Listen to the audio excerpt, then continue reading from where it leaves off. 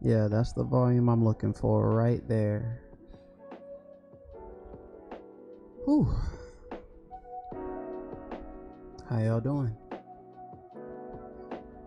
I hope all of you are doing what it does for the just because. If this is your first time, but most likely it isn't. You guys have been pretty cool. This here is Space Case Camp. We talk about everything in general and nothing in particular, of course. And I'm your ever so humble host, Space Lloyd 8. So, today, all I plan on doing today is talking nerdy, having fun, and we're gonna do some character reviews. I got a couple friends that are definitely gonna pop in here in a little bit to go ahead and tune in and vibe out with us real quick while we just make some more characters, because truth be told, making characters is just so much fun. It's so much fun. It's a hobby of mine. Characters that are good enough to play but clever enough to play. Ugh. Let me get rid of that toothpick. It stabbed me in my tongue. I can't do that. Can't deal with that. Don't need that kind of inconsistency in my life. So all I'm doing here really quick is to go ahead and get ready on my Twitch. Let me see if I can pull the chat. No. Oh, it's already set to D&D. Nice. You know how that was like, nice. So I'll go ahead and get this set up really quickly. Make sure that the settings are right.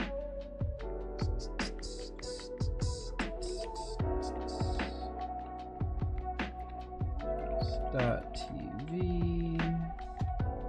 Make sure my sound is coming through appropriately so everybody can hear what I'm hearing. And it looks like it.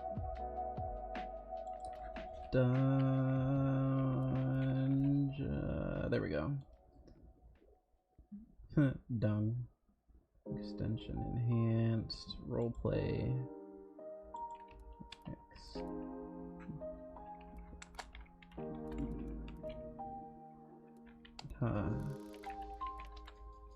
Yep. Interesting. Extension enhanced, roleplay, persistent campaign. Yeah, let's do this. There we go. There we go. Every little bit helps. I like the vibe for tonight, and the stars and lights are for. I appreciate that, Monty. I love when you stop through. Yeah, it's kind of a it's a bit of a quieter night. I want to have a bit more of a toned down kind of vibe today. Just to, cause right now we're about halfway through the week, right? So what I noticed for a lot of my weeks is, you know how everybody starts to dread Monday, so you start to get all your energy down coming up to Wednesday, and you're like, oh, I'm on this downward slope, so much weight.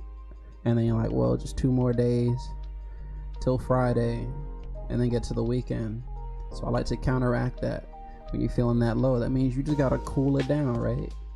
Don't get all worked up over nothing. Give yourself some time. Just time to think and to be. So all I'm gonna do,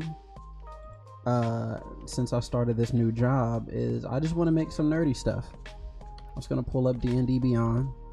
If you're familiar with what I did the last time, I just pulled the formatting up for stories on one side, and then I had D&D Beyond on the other, so we could build together. I think we got 2 or 3 people, 2 people for sure, that I'm gonna be doing the stories for. Character creation. I think I still have the doc. Yeah. I'm gonna take Pernin, Kasha, and Celeste off of here.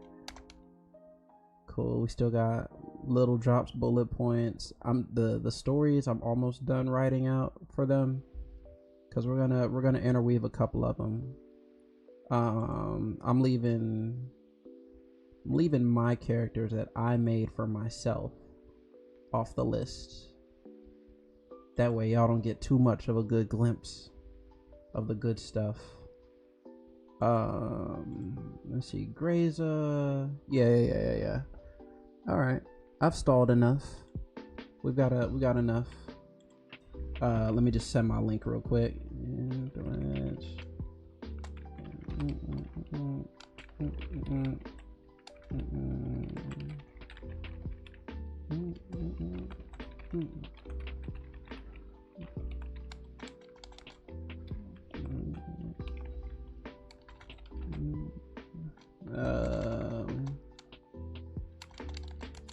Let's get building.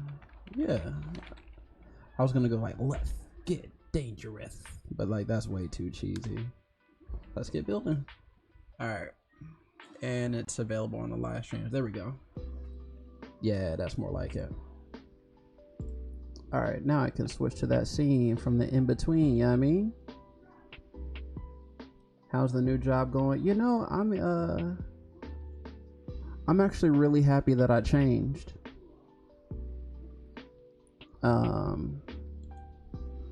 The new job is pretty dope. We'll go to the character review so you guys can see my screen. The new job, I'm not gonna complain. I'm not gonna lie. There's not a thing I can complain about with it. Is it easy? Absolutely not. I'm learning so much, but it feels satisfying to be a student again. I love it. They're like, and it's and what I'm learning now is mainly about insurance, so I can sell it. And the classes are like, you know, as you're like at your own pace, but you know, we still show up on site and stuff. But they gave us these modules, and I've just been powering through them. Like, I'm just soaking up so much knowledge. I'm here, but I'm on the phone. I appreciate you staying by here, Ray. Let me see if I can pull your character sheet up from Discord. I know I have it here somewhere, because you sent like a glimpse of it to me. I probably put it in. No, I think you sent it to me directly, didn't you? Nope.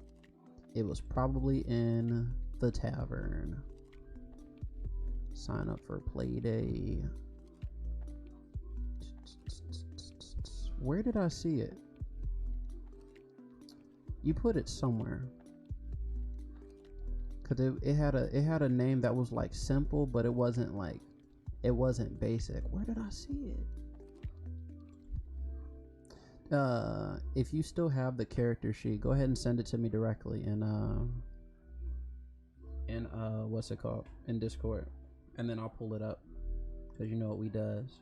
But let me see. Let's go over to, let's see if people updated their stuff. This one's mine. I ain't worried about that. That's an NPC. Felice is a pretty dope tiefling. Koro still says level 2. Oh, I have my list right here. Hold on, let me see some in Discord. Oh, that's from the Forge Concordance. That's a whole nother server that I'm in. But like my last couple days have like revolved around D&D, because I'm having a blast just trying to make this stuff for y'all. Like putting a campaign together, making a mission, and I have so much to learn from. Because if you guys are on, because I'm doing the DMing on Saturday, but for those of you that are gonna be on Friday's game, y'all are in for like the time of your life, because Ty is such a dope DM. But you know, that don't mean we won't be schlepped on though. I got y'all, I promise. I'll just be playing Friday and then I'll DM Saturday. But who are we gonna pull up? We got Rabbit Folk, Reith, we got up to level 3. Renum, Natasha. Oh, you gave me an idea. That's right. You already gave me an idea of what you wanted. So let's see if we can build it here. Because I've used up 7 slots out of unlimited, you know what I mean? So I got you covered. So let's make one to your liking.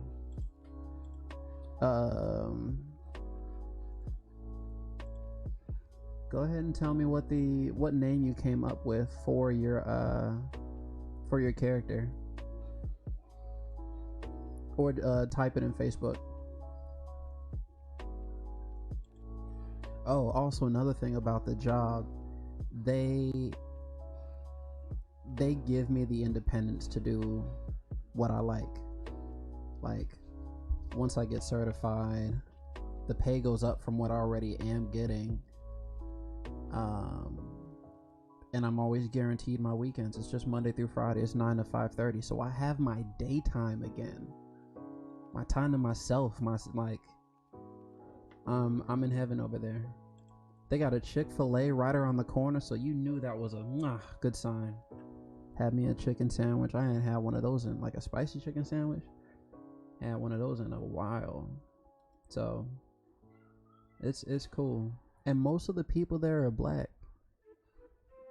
So, like, I'm at home and, like, everybody's professional, all dressed up, suited and booted. I come in there with my locks and I'm like, I like your locks. I was like, hey, you didn't call them dreads.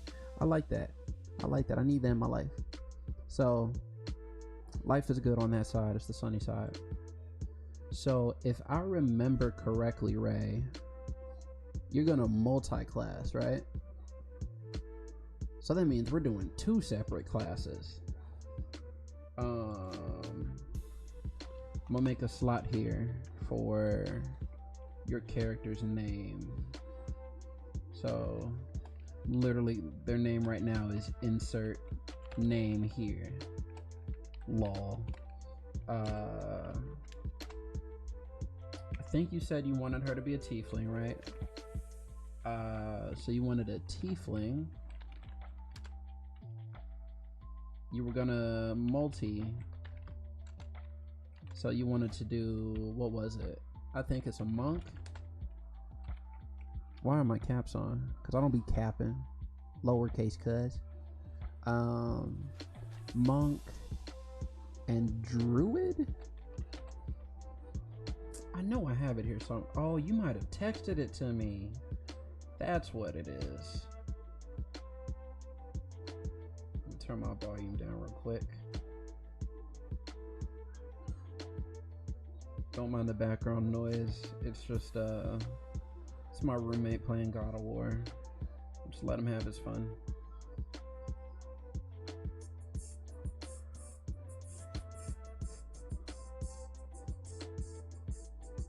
I don't know how to edit that out.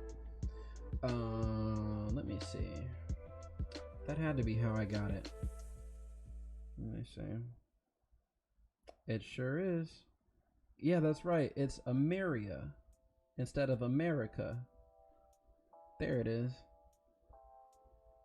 Alright, let me see if I can add this one to the campaign.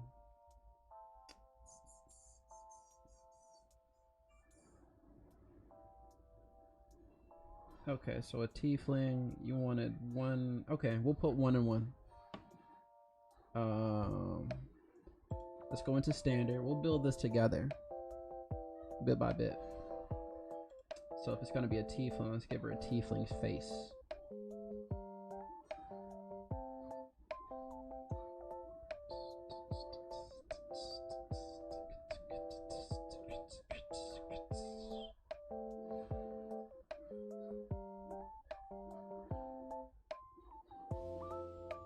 How about, that's a guy's face. That one's a little bit more androgynous. I wish they had one where there was like, it's obviously Ameria. Ooh, that's a good one. That fits for Ameria. What was it? A-M, is it A-M-A-R? Nope, it's America without the C.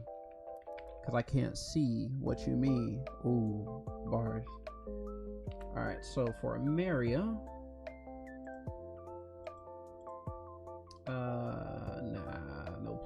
this?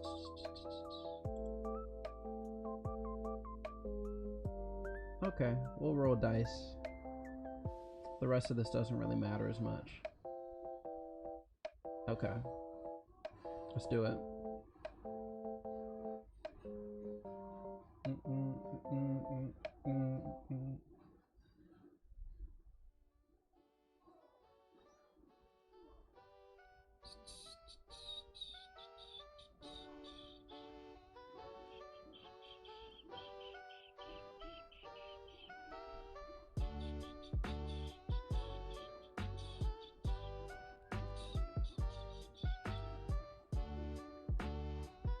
Alright. And I have the tiefling for it, right?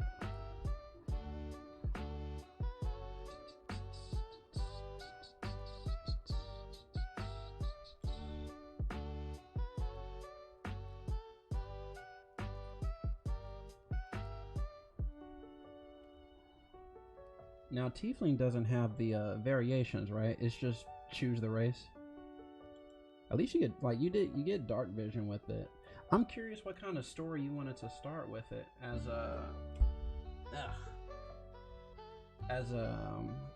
wait, did you already have a story, or are we building that too? Oh, going from scratch? Bet. So if you were thinking, whoops, let me move it back. Back to character review. Alright, so you have 1 level in monk, and then you got 1 in druid.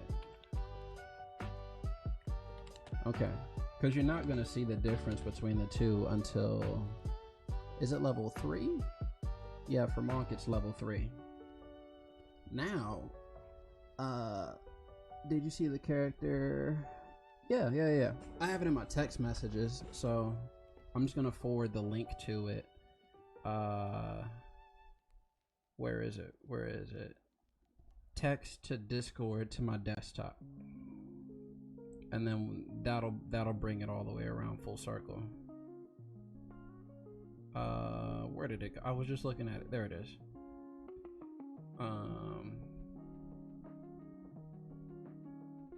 Copy. And then I'll send it to myself. Oh wait, let me see if I can send it to you. There you are. Alright, I'm only sending it to you so it'll pull up in the Discord that's on my desktop, so we can just directly look at it.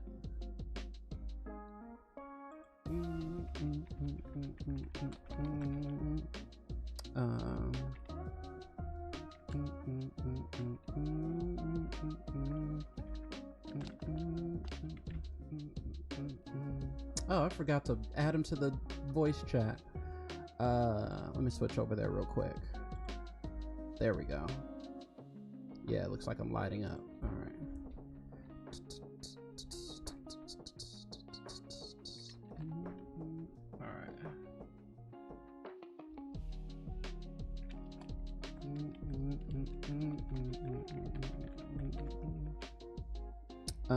D&D voice chat to communicate.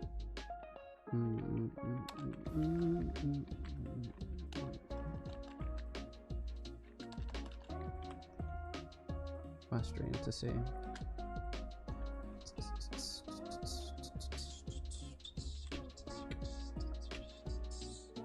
Okay. So looks like both of you might be in here soon. But I know that I know Ray, I know you're on your phone, so no worries, no trip. I just have to pull up your character sheet. There we go. Now it'll pull up the way that we need it. Hey, what's up, man?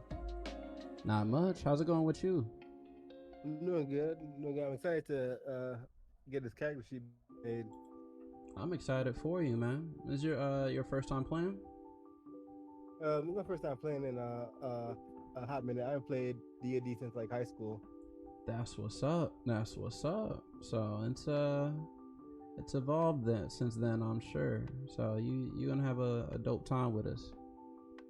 Bet I'm excited. So let me pull up this character sheet for Ameria. Oh, in that case, I can clear this out. All right, so let me pull. I'm just pulling up what Soul Snatcher's character sheet is real quick. You can actually see what I'm doing on the link to my stream that I have in the chat. Because then we'll literally be building this together. Cool. On one side I have the cool. Oh, nice. I see it. Cool. So on one side I'll be doing the actual building of the character sheet, and then on the left side we're building backstories too, because it's one thing to have a character, but when you can become the character or you really get more invested, that's where the fun happens. So we'll get all this done. Oh man, like, where do you get that sheet on the right, that template sheet? Oh, this one? It's on D&D Beyond. It's just on my desktop, so it looks a little bit different. Cool. Yeah. You have D&D Beyond? Yeah, I do. I actually signed up for that today. Right on. So now this one here, like I'll show you an example. This is one that Ray was putting together. So she wants to have, as a tiefling, kind of mixing into monk and druid. If you are considering multi-classing, which means you have two different classes, you could be a fighter and a paladin, or a bard and a wizard, or whatever. Each class has a minimum most of the classes have a minimum requirement, right? So you have 6 different ability score choices. All the way on the left you see strength. It's how strong you are, how hard you can hit with like a melee weapon, things of that nature. How then you have dexterity, which is, how well you can maneuver. There are a lot of dex saves, like for Fireball to try to dodge. So cool. Monks use that. Constitution is basically how tough or how beefy you are. So like a con save might be in battle, it's like a constitution save to make sure you're not stunned. Like, can you resist the effects of being petrified? Out of combat, it's like your character drinks a whole bunch of ale. You need a constitution saving throw to make sure it doesn't come right back up. You know what I mean? Intelligence is pretty much self-explanatory. It's like investigating stuff. Artificers need that because that determines how strong their spells are. I think wizards do as well. Yeah. And then that's kind of the same thing for wisdom for like a warlock. And then bards and paladins use charisma for like how hard their spells hit. So these are kind of like, if you deal a spell, intelligence, wisdom, or charisma determine how hard they hit depending on the class. I thought like intelligent would determine how hard they hit with charisma. Interesting. Some do. I know that bards use charisma for that for their spell DC. Paladins have strength and charisma for like the two main abilities you want to like spike your efforts into. Warlocks I think are wisdom based. Artificers are intelligence based because they're like, they're kind of alchemists at the end of the day, and tinkerers. So they kind of got a spreadsheet. Okay. I have a question. Like, I am kind of thinking about going like a dual class. So what would be like a good dual class for like a magic types? Because that's kind of what I'm going for. Okay. So from what I'm gathering, in a fight, you prefer to kind of be towards the back with spells and the ability to just deal damage from a distance. Yeah. Cool. So you got a couple options. Let me pull up your character builder. I'll blank this one out since the first one's already made for Ray. If Ray doesn't mind me doing this. Yeah, we'll start with yours since you're in the chat already. Cause then I'll tell her how to build hers. Cause my favorite class is a monk. It's what I started with. It's my bread and butter. I call it home. Yeah, I'm familiar with it. Yeah, so it's awesome for me. It doesn't deal any magic damage per se, but you get different types of magic, and we'll go into that at some point. You had a character name too, didn't you? Yeah. All right, what were you thinking? I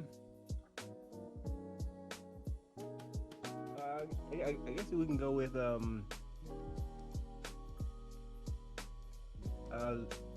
I didn't really have a name. We can go with Zaraki for now.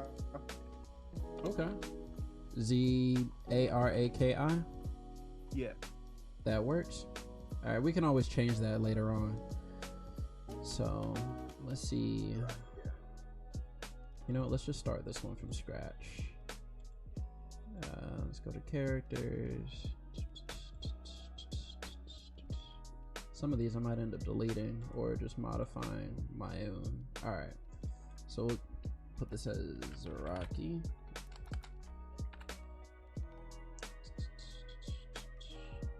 All right, and we won't even touch the sliders. We'll just do the regular stuff.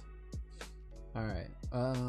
So what would you envision your character looking like?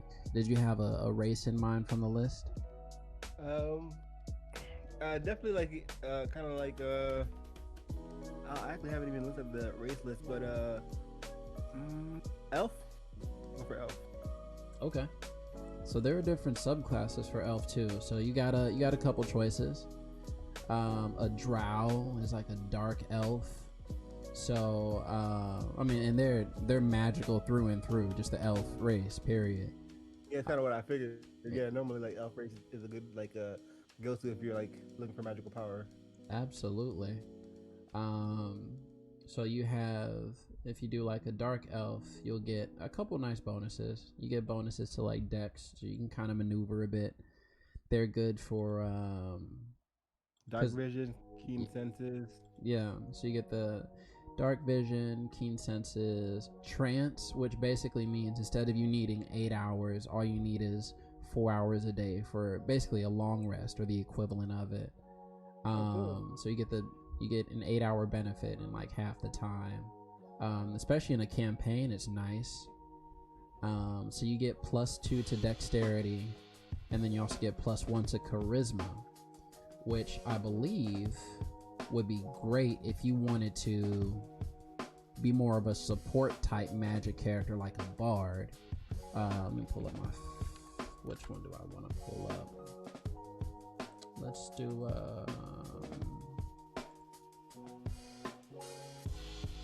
RPG bot. Now the different types of magic dealers kind of have different backgrounds. So let me know which one kind of strikes the most of a chord with you. So okay. If you're would you prefer that your magic is rooted in a deal that you make with an otherworldly omnipotent being, or did you get it inherited from your family bloodline, or did you learn it in a school? I really like I got it from like some kind of like otherworldly source. Okay, so you want it from an otherworldly source. Yeah, so like I didn't have it. I got it from like some kind of being. So like the origin is kind of unknown. Right on. Then that's definitely a warlock. Dope. Yeah, that's how they get there. So you're so right now you're an elf warlock. Now there's also the Eladrin. It's just a variant. You still get the dark vision, keen senses. Honestly, there's not much of a difference until like you start piling on like the benefits. So most of them you still get dark vision for. It's just kind of an elf overall trait. Same thing with trance from the look of it. Do they both have a face step? The dark elf does not. So instead of the face step, you have drow weapon training, so you'd have proficiency. You'd be good with a rapier, a short sword, or a hand crossbow. But you also be sensitive to sunlight. So if you try to do a perception check, gauge your surroundings, you'd have disadvantage, which means you roll 2 times and you take the lower number. if you're in direct sunlight. Yeah, I'd rather have the I'd rather not have that sunlight weakness. Okay. Yeah. Because so with the drow, you're +1, so you have +2. All of them look like they have +2 to dex, but the dark elf, the one with the bad sunlight, will give you charisma boost. That's +1. But the one that doesn't get hurt by sunlight, that has the phase step, which is basically misty step. That means you can blink 30 feet away as a bonus action. It's pretty handy. You do that once a day. That's cool. Well, you can get it back after a short rest, which is really, really good for that. Yeah, it's like 4 hours, right? Yeah. Like half the time.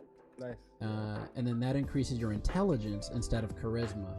And I think warlocks are based on, they base their damage on charisma. Let me check here, because now I'm curious.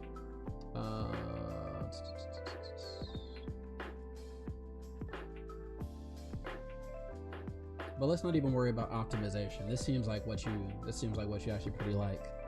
Yeah, no, this is like so far it's like exactly what I'm going for so far. All right, so let's go with that Eladrin real quick. So we'll go over those different increases. So long sword, short sword, short bow, and long bow for the Eladrin elf. All right, so let's go next. Yeah, because we don't have to pick anything here yet. Okay. Now, as far as a warlock is concerned, what's interesting about that, yeah, so it's based off, so one thing that will kind of put a laser on, because you want to deal as much damage as possible, right? Yep. Got you. So we're going to focus on charisma when we get to the ability scores. And I think from level 1, you automatically have to pick your patron. So like it's pact magic. You're only getting the magic because you made a deal with something else. Yeah. So you have 3 choices. So it's either the Archfey, the Fiend, or the Great Old One. I'm gonna pull up on my screen what the differences are. I know from someone else's sheet, because we do have a warlock, a water genasi, who's basically he's a person made of water. He made a Pact of the Fiend. Pact of the Fiend means your otherworldly being is a demon or a devil. So the magic that you're quote unquote blessed with because of the deal is fire damage primarily. So where's my 5e tools? Let's pull that up for you. 5e. Let me see what the then we'll do a comparison, because I think they basically are like different elements. Any idea what you wanted your warlock to get? Is it his trademark to do fire, or more like force kind of magic? I mean, I do like force kind of magic, like kind of like lightning base. You think? Okay. So let's see what these 3 will give you. Okay, so Archfey is like a lord or lady of the Fae. So the Fae is like elf land. Like a lot of mystical creatures come from that, which fits in pretty well with your with choosing an elf, especially that type. Beings of this sort include Prince of Frost, Queen of Air and Darkness, Ruler of the Gloaming Court. Ice too. This might be a decent choice for you then. So starting at first level, the ability to project the beguiling and fearsome presence. Fairy Fire, sweet. Oh yeah, Fairy Fire is dope. So with Fairy Fire, you make this like 20-foot cube and you just rain it down on an area. And then people in there have to either make a wisdom saving throw, or they have to make a wisdom saving throw against your DC. If they if they fail it, a deck save, so they have to try to slip out of the way, and anybody in there that gets hit by it, all attack rolls have advantage. So if you're trying to hit something that got hit by the fairy fire, it's basically like you cover them in like glowing, like they're glowing in the dark now, so it's easier to hit them. So that's super dope, and you get that at the first level. That's cool. You got that. It's like a buff, an accuracy buff. Absolutely. So you have fairy fire and sleep, both of them at first level. So you can lay somebody out. That's dangerous right there. Yeah, and that lasts until either the spell ends, which is like a minute, so that's a whole 10 rounds, or they get damage dealt to them, or someone tries to shake them awake, so that takes an hold action, so that wastes like their time. So you have a couple things. You can blink, you have plant growth. That's all for Archfey, so it's kind of like Dreamland, super supportive. Yeah, that's pretty cool though. Yeah. Now on the flip side, if you chose the Fiend like someone else did, you got all fire shit. So you've got Burning Hands, you have Command, you have this like Demon Presence. So like you can command somebody if they fail to approach you, or to drop whatever's in their hands, or to run away from you. You can tell them to grovel. Oh, what? So that's dope. Yeah, or so they fall prone. These are things that you get first level, let alone blindness. Like disable somebody. Oh yeah, in both of these cases, you have different flavors of disabling them, but if you wanted to hurt them, the Fiend would be solid. What do you get for the Great Old One though? Let me see this. Some mysterious entity whose nature is utterly foreign to the fabric of reality. Might come from the far realm, space beyond reality, or it could be one of the elder gods known only in legends. So first level, you get Dissonant Whispers, which is so dangerous early on. So here's the thing with that. You try to cast it. Dissonant Whispers is like you're basically whispering a whole bunch of like ghosts and otherworldly whispers to try to put them in terrible, excruciating pain. So you deal a lot of psychic damage to them. So no matter what, you deal damage to them, and you have 60 feet of range. So wisdom save. A lot of enemies don't have high wisdom. Some of them are just grunts. So like the strongest ones might have low wisdom. So you have a good chance of dealing 3d6 or 3 6-sided die of psychic damage to them, right? And they must immediately use their reaction to move as far away from you as possible. So like you infect their mind and they can only run away from you for their reaction. And of course, but they don't run into like a fire or a pit. It's intelligent still. But if they save, they take half damage and they don't have to move away. But either way, you're still damaging them pretty heavy. So you have that spell alone that you can put that on like the big boss, and if they fail that, they'll run away as far as possible and you deal that good damage to them. And then you also have on the flip side a different way of controlling somebody. So you know how the Fiend had Command and the Archfey had Sleep. You have Tasha's Hideous Laughter. So basically you're pointing at them, they got to succeed on a wisdom save or fall prone, and they're incapacitated. They're basically like you're forcing a laugh out of them, like until they're just excruciatingly in pain, just crying, laughing. So different flavors of the same kind of idea. One ability to damage, one for crowd control. So like you can hurt a few people with these. I do have a question in regards to like some so for example, like if somebody is on fire, would they panic? Not necessarily. So let's because there are spells like that where you can try to hurt them with fire damage. That's for example, there's Create Bonfire. So I can say, hey, I'm casting Create Bonfire right under this person. They make a dexterity saving throw, or they get burned. So that dex save means they're gonna try to dodge around or try to dance away from the damage before it happens. So if they pass, then they just barely dodge it. They're like on the fringes. And then if they still stand in that bonfire at the end of their turn, then they make another save. So they don't necessarily panic, but it could be, let's say the DM is like, oh, that person now is super scared, so they're gonna run away from it. Then they're just moving away. So it's not a mandatory, oh, just because fire is there, people are scared. No, not the fire is there, but like if a character was actually, an enemy was actually caught on fire, like he was actually on fire.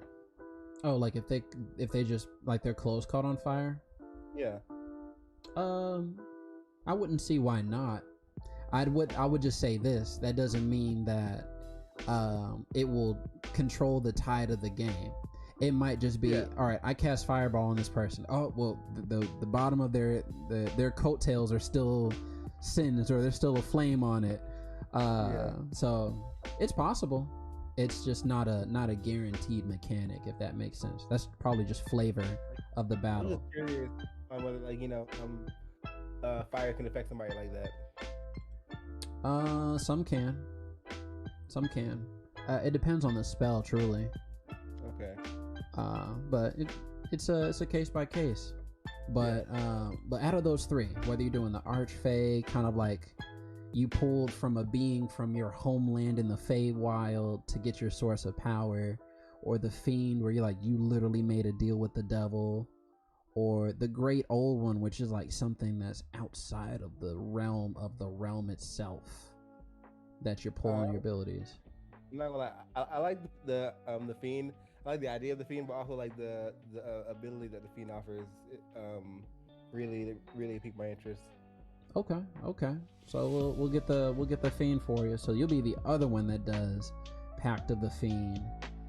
That'll be interesting to build for. Now, proficiencies are things that you actually are good with. So you have proficiency with wisdom and charisma saving throws. Saving throws are if you're about to get attacked, it tells you, like, when you roll, that determines whether or not something hits you or hits you for half damage. So like wisdom and charisma saves usually come up if somebody's trying to charm you, or trying to take over your mind, or basically trying to like spell mess with you and turn you against people or control you. So you have advantage on those types because you're good with those types. Like it's hard to hypnotize a hypnotist kind of thing. Yeah. Now with that, you have a choice in 2 proficiencies for skills. You have Arcana, which means if you're doing an Arcana check, I want to see if this is magical or not. You can put proficiency in there so you get a boost to your roll. You have Intimidation, which would make sense because you're going to have Charisma be your focus. Investigation, which is more of an intelligence side thing if you want to be more rounded. Can be Deception, since you're like Pact of the Fiend and devils are fiendish. You can be Deception. You could be good with history, like about how your deity fell from grace, or just overall just knowing stuff about the past, or proficient in religion. So I'm interested in either Deception or Arcana. What do you think? All of the above. So we could do Deception and Arcana. You got 2 choices. So now, because of your magical intelligence, you can tell if this is a rune that's a trap rune, if this glowing thing in the corner might actually be magical and it shoots out lightning. Yeah. Okay, Cool. So that handles both of those. Choose from an expanded spell list when you learn a warlock spell. Okay, now at first level, before we even get into any other levels, you're already getting Burning Hands, which is a phenomenal spell. It's good because it deals decent damage to multiple people. So we'll go into the spells later, but you're getting that right away. Dark One's Blessing is a bonus as a Pact of the Fiend. So at first level, whenever you deal the killing blow to a creature, you gain temporary hit points equal to your charisma modifier plus your warlock level. So I'll show you what that total is once we get done with your ability scores. So those things are just kind of packed in. We'll recap it when we get to your sheet. So let's see what your numbers are gonna look like. Let's roll these. All right, so I'm gonna roll each of these 6, and then we'll disperse them as you see fit. I want you to kind of describe your character to me once I get done rolling, okay? Because we're gonna build the story together. All right, so we have an 11, got a 15, another 11, 13,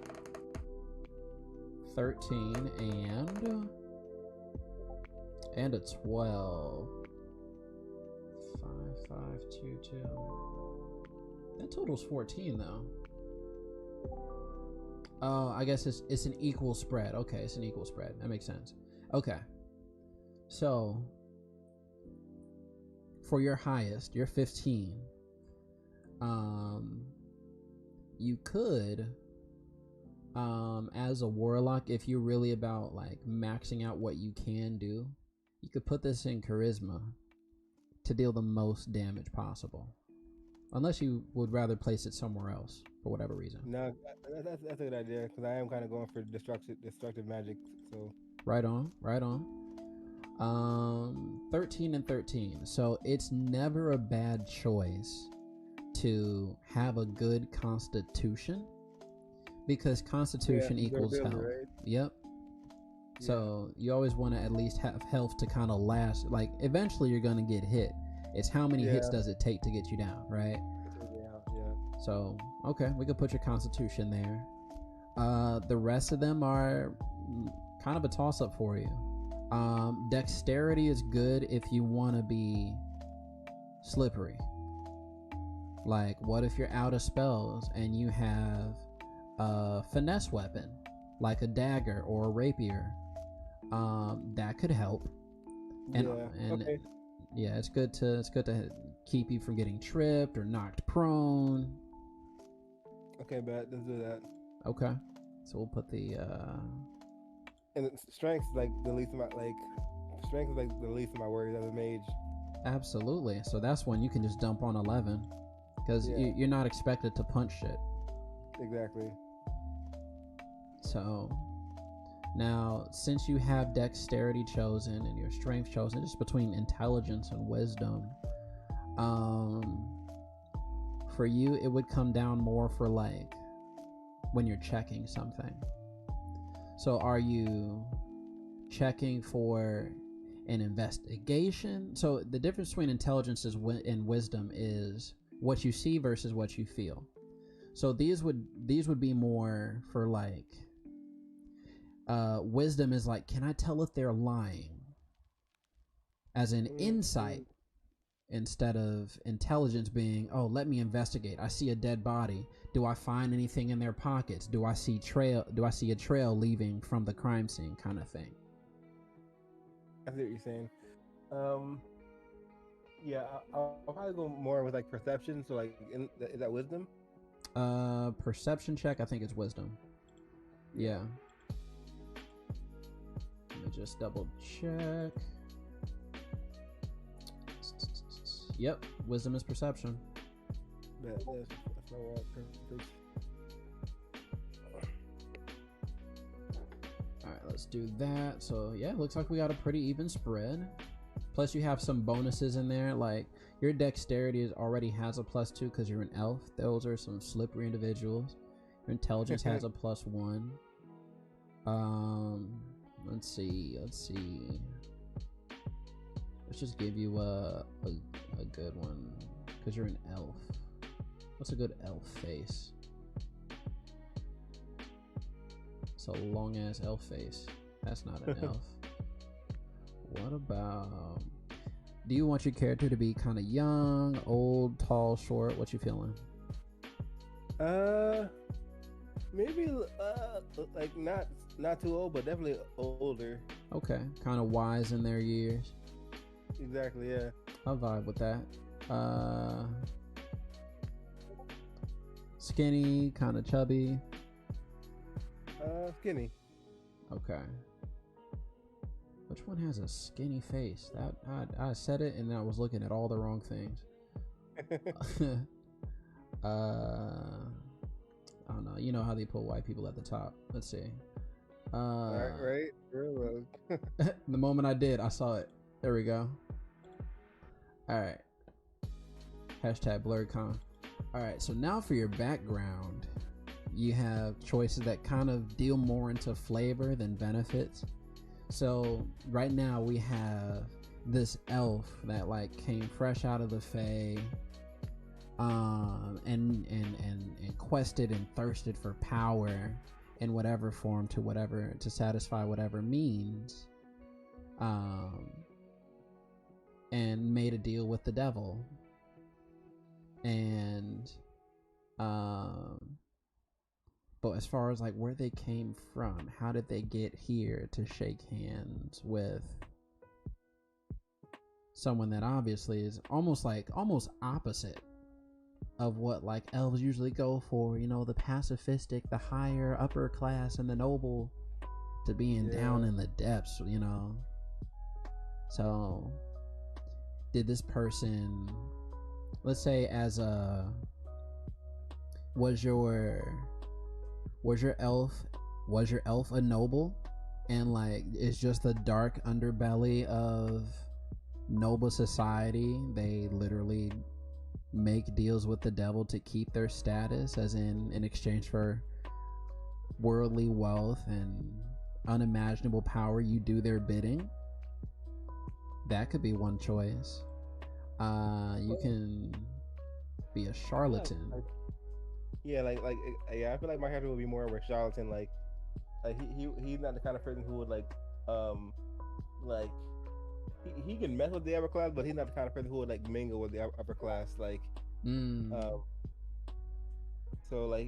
he's more of like a charlatan, like a haunted, like an outcast kind of. So like a charlatan would be having him kind of outcast. Okay. All right, so because the charlatan is like you kind of have a way with people, right? And it's good because you have high charisma and you have a sleight of hand, so you can you're used to kind of shortchanging people with that. Now there is the haunted one, which you're haunted by something so terrible that you dare not speak of it. You try to bury it and run away from it, but to no avail. So it's like something is chasing you and you're the only one that knows what it is. So maybe it's the devil you made a deal with because you thought you can get away. And you're like, well, I've gotten away with all kinds of things and I've been able to sneak around, and I thought I could cheat my way. I thought I could cheat the devil, and now I can't go to sleep without him being.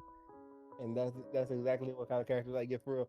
He thought like he can get away with it. He thought he could like make a deal with the devil and just like get away with all the benefits and none of the cons. And now like he's running from that. Like it's like haunting him. Heck to the yeah. I like that. So let's do it. So now you get proficiencies in other skills. Well, you only get 3 choices, but I mean, you have 3 options, but you have 2 choices. So you can be proficient in religion, like, oh, I looked up this demon and I thought I could beat him. And then you have investigation, if you like to be the one that knows how to chase other people down, or survival, which is I've learned to live on my own and I know how to survive in the wild. I know how to track prey. I know how to, be self-sufficient off the bare minimum. I've had to survive because I've had to run for so long. Yeah. I would do like investigation and survival, I think. Okay. What do you think? It's your world. I'm just living in it, my G. I like it. So, maybe the reason why you made a pact of the fiend. Wait. Okay. So since there's another warlock with the pact of the fiend. And they made a deal with a demon named Cosbinet. You heard about it because he was your childhood friend. Like you guys are both from like a roaming nomadic tribe, and you saw him go further down the coastline after you met him, and then you saw just him left, covered in, well, he's a water genasi, so blood is mixed into the water in him, and he's just covered in these runes crying. And then you try to find the demon that got him, and you encounter her and you realize she overpowered you too. It could be so Cosminet got the both of you. That's cool. Yeah, so that can be investigation and survival. You were used to being on your own. You're just kind of wandering and gathering knowledge, and then yeah, exactly.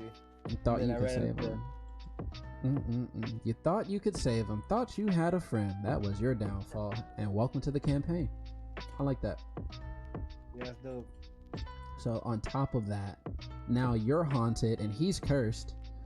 So that'll be a good chance for like that's good room for RPing. So you'll have a ball role playing that. I'll write it out for you. So because dope. Yeah. It just makes it that much easier. Thank you. I appreciate it. So let's go haunted one. So he's a Genasi. I don't think Genasi have their own. It might be celestial. Let me see. What's the Genasi's natural language? Do they even have one? Languages: speak, read, write, common, and primordial. There we go. So as far as like an exotic language, primordial.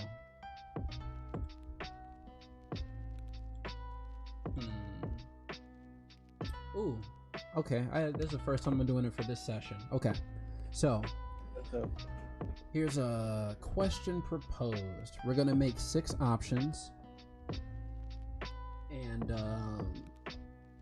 out of those 6 options, we are going to determine an answer to the question. We're gonna make it random. So the question is, what happened when you met Hydron? Hydron is the water genasi. What happened when you met him? And part 2, when did you meet him?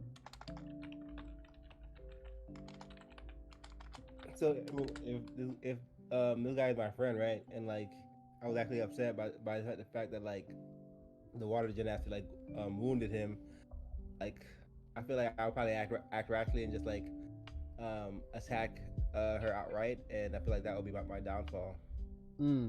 I like that. Okay, so that's one option.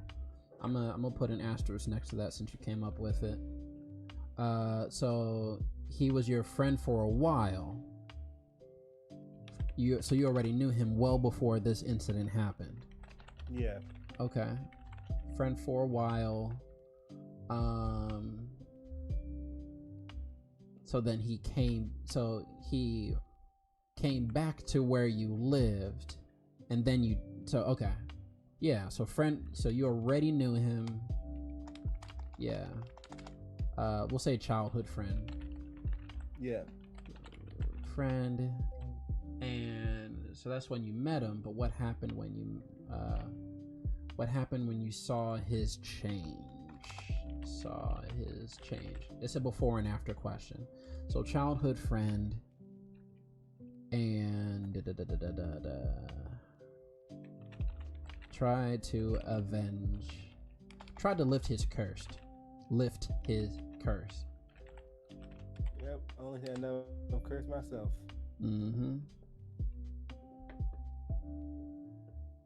You know what? Actually, I'm gonna get my dice from downstairs, because I'm up in my loft, which means I think I have my screen. Does it show? Yeah. Okay. So just give me a quick second. I'll be right back. But this is my intermission screen. I just want to say what's up Oh, and up with nice. you, my dude. Oh yeah. That's So cool. while I'm gone, you guys can keep chatting in Twitch. But it won't take me long. I'm just gonna get Dice so we can roll this at random. So be right back. All right. All right. Is he sharing his screen? Because I can't see it. Yeah, he is on. He's on. Alright, I'm gonna go.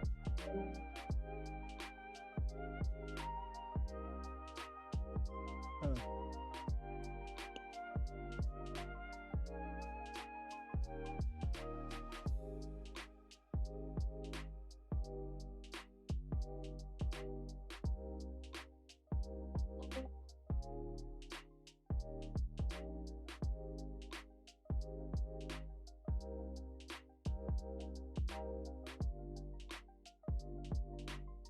Hey, I still can't see it, but that's fair, I guess.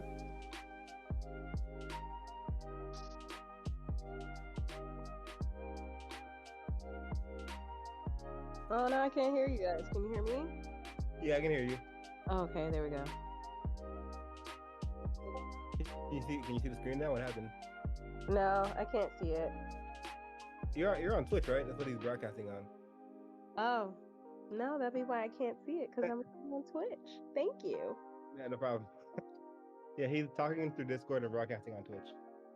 Okay. Well, let me see. I don't have a Twitch thing. Yeah, I think that's the link. Hold on. Do I have to be like a member or something? I've never used Twitch. No, I don't think you have. No, you don't have to be a member. I don't think so. Yeah, if you go to the tavern link, he posted a link to the Twitch in there. Hello. You can watch him on Facebook. Oh, I can watch him on Facebook? Same name and everything. Okay. Yeah, I didn't know that. That's how I watch, because sometimes Twitch don't work for me.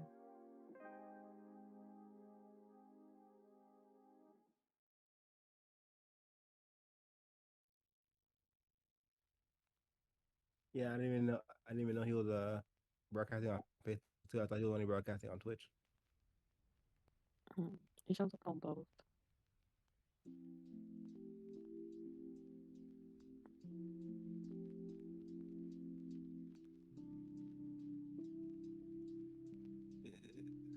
Join the local Discord for D, but I don't like video on Discord. What's up? You're kind of breaking up a little bit. Sorry, I said I joined a local Discord for D&D. Yeah, you're breaking up a lot. Even though we could understand you. Right.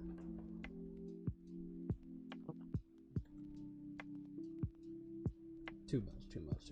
Okay, there we go. Alright, so is this a new character you're building, or it's a character you had before? This is a new character. Can you hear me? Yeah, we can hear you, but you're still breaking up. It almost If got you're worse. talking Probably gotta reset this Definitely thing. can't hear you. You made a whole bunch of faces. Hi, friend. Yeah, I kind of. Yeah, I love having that intermission screen now. That is cool. How'd you do that? Did you make it yourself, or? Made it myself. Oh, what? What'd you make it in? That's cool. Yeah, I just found an image in Google. I wanted it, since this is all like nighttime related, I'm always streaming at night, space and all of that. I wanted a drive-in movie theater at nighttime kind of picture. So searched hard for one, put it in the background, and then I just pasted my chat. But I made it look kind of like rolling credits. So yeah, it did. Took about an hour or so to put it all together, but I love just adding one new feature here and there.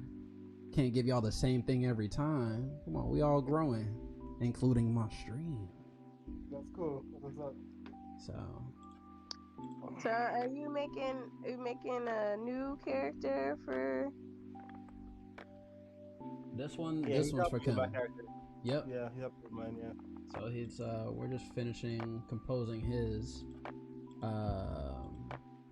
So you have Primordial that you know. because you know Hydran and he speaks primordial naturally. Now you have kind of the pick of the litter for another one. You could what would stick out? You could know Infernal, duh, because you make a deal with the devil. That would make the most sense. That makes sense, actually. Yeah. All right, cool.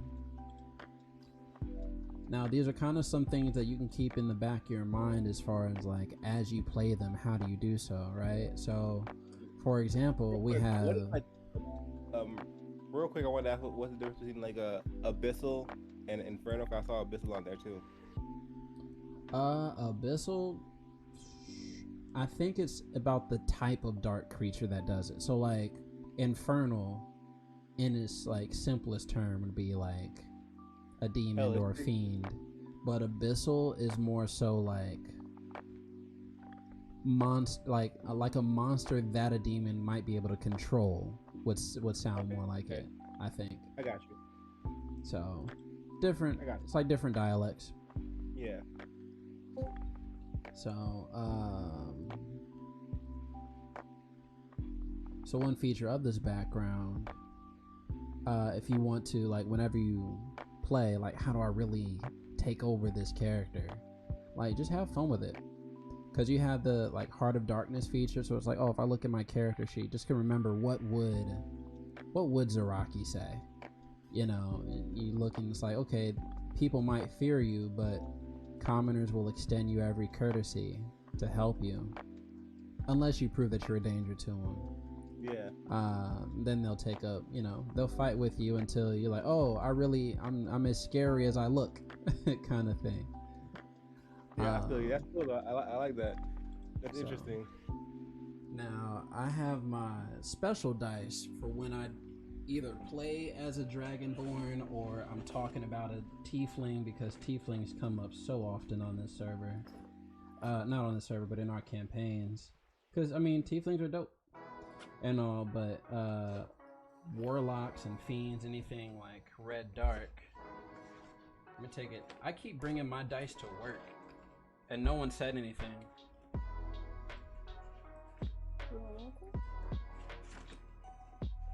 Where are they? There they are.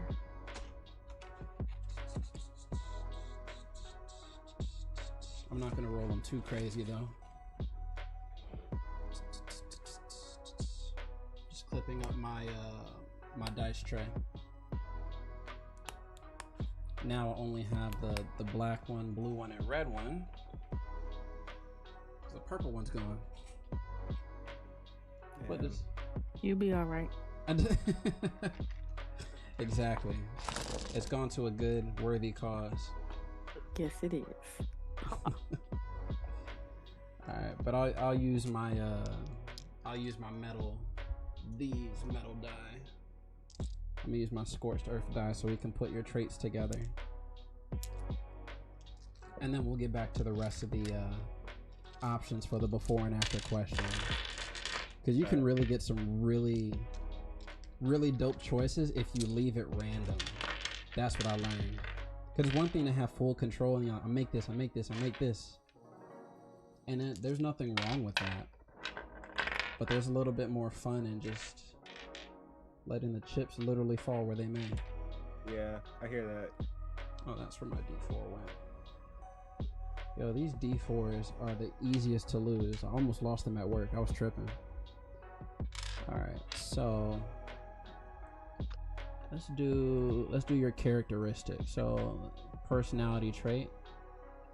Was it a D8? Alright, let's see what I got. 6. I expect danger around every corner. Okay. Scaredy cat. I like that. Alright, ideals. So these are D6s. You know what I mean by D8s and D6s, right? It's been a while since obviously been a while, so I'm not really too sure. That's why I asked. It's okay. So let's put the structure. I'm about to roll 2d6. So 2 is how many die I'm rolling. D just means dice. So I'm rolling 2 dice, and the last number is how many sides a dice has. Oh, it has. Yep. Gotcha. So a 6-sided die is the one that you see all the time in like Risk, Monopoly, Craps, all of that. So if I'm rolling a D20, what does that mean? Yeah. I actually have a D20 dice.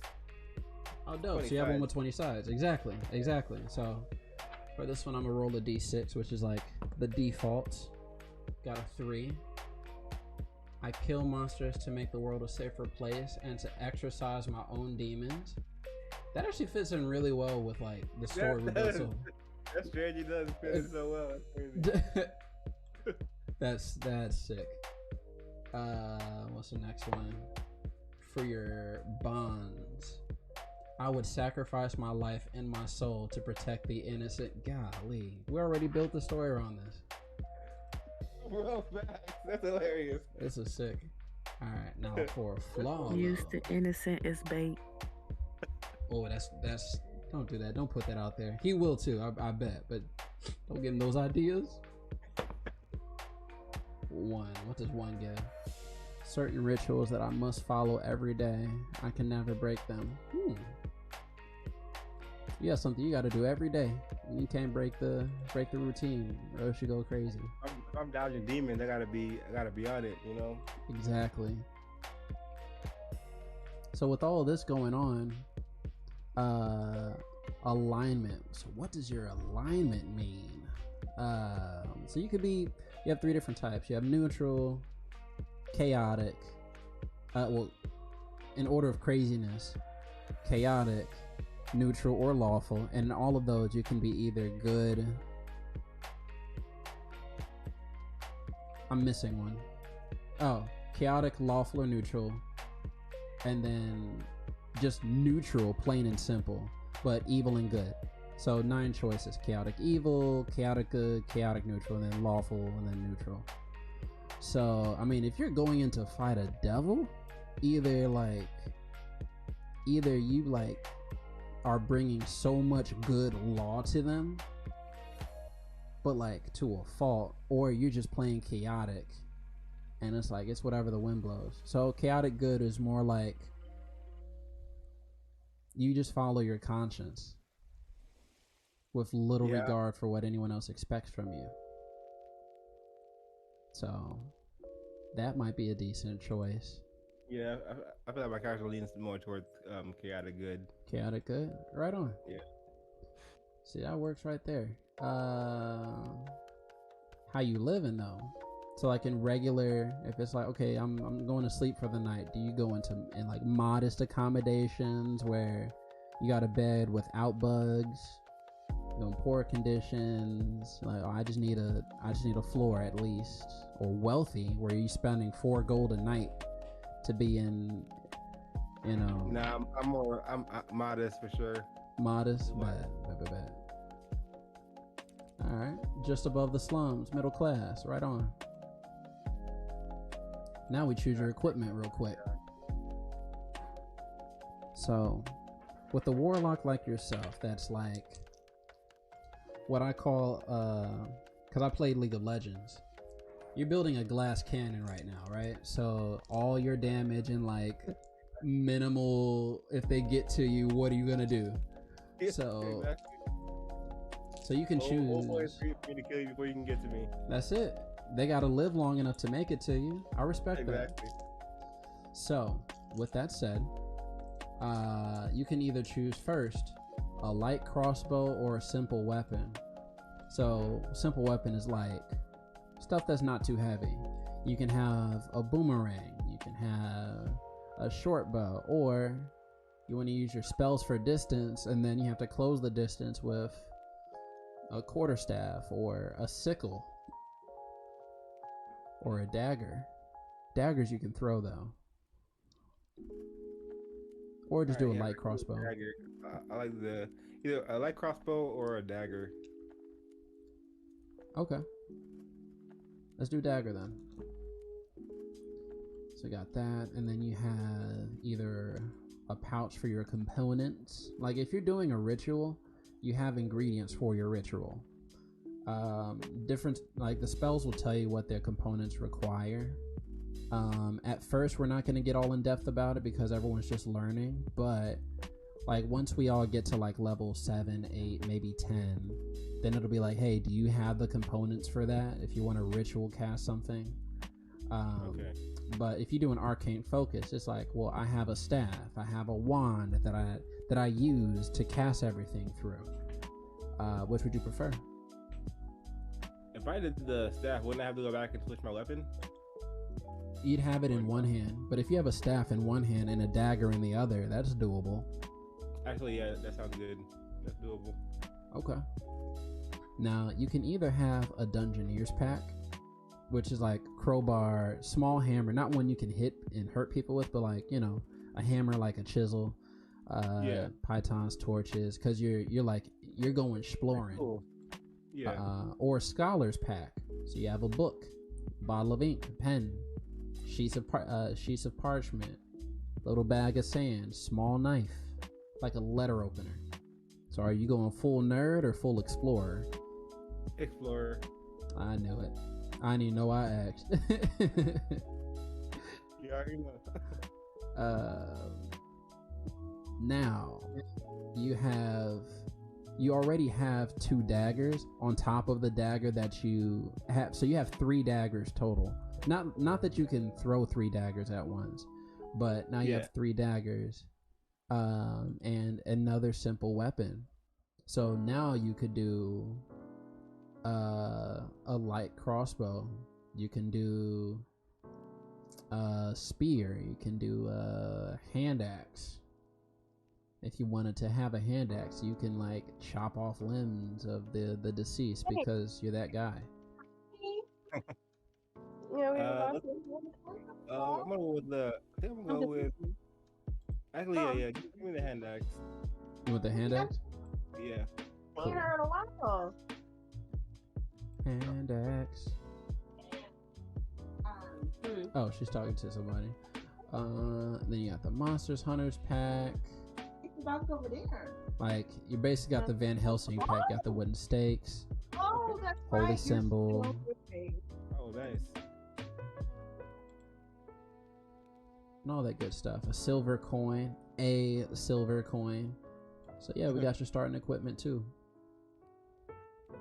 And I think that just about does it. So we can, once this finishes saving, then we'll do a quick check of what your sheet looks like. Nice. Thanks again, man. That's no problem, man. I have fun doing these. It's a lot more fun when someone's talking you through it, so you have something that fits you and works. So anytime, and I do these every Wednesday, so it ain't no thing. So we'll have that one saved. See about closing out of this. I don't like having so many tabs open. Yeah, I hear that.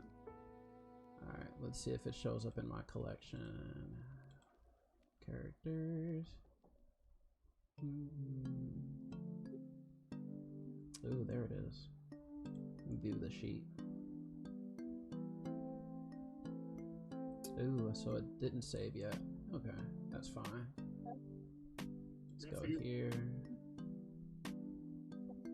I think I'm missing something. Here, I'll copy and paste it.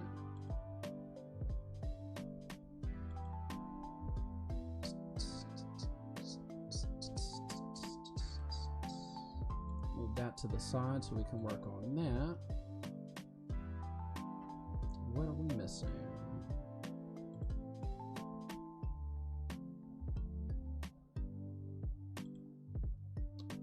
Let's wield this, this and that, this and that. Then you got leather, got your staff.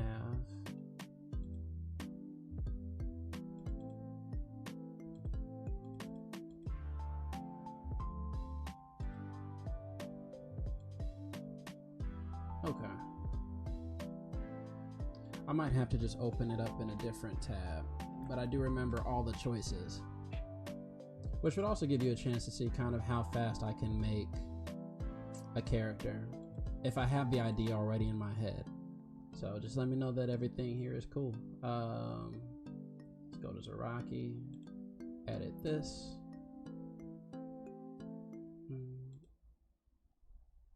Got that. Done with that. You have 8 hit points though. That's kind of. Yeah, I mean, but you are a wizard. It's not your strong suit. Yeah, like you said, glass cannon. Mm-hmm. Oh, I had to add your stuff to it.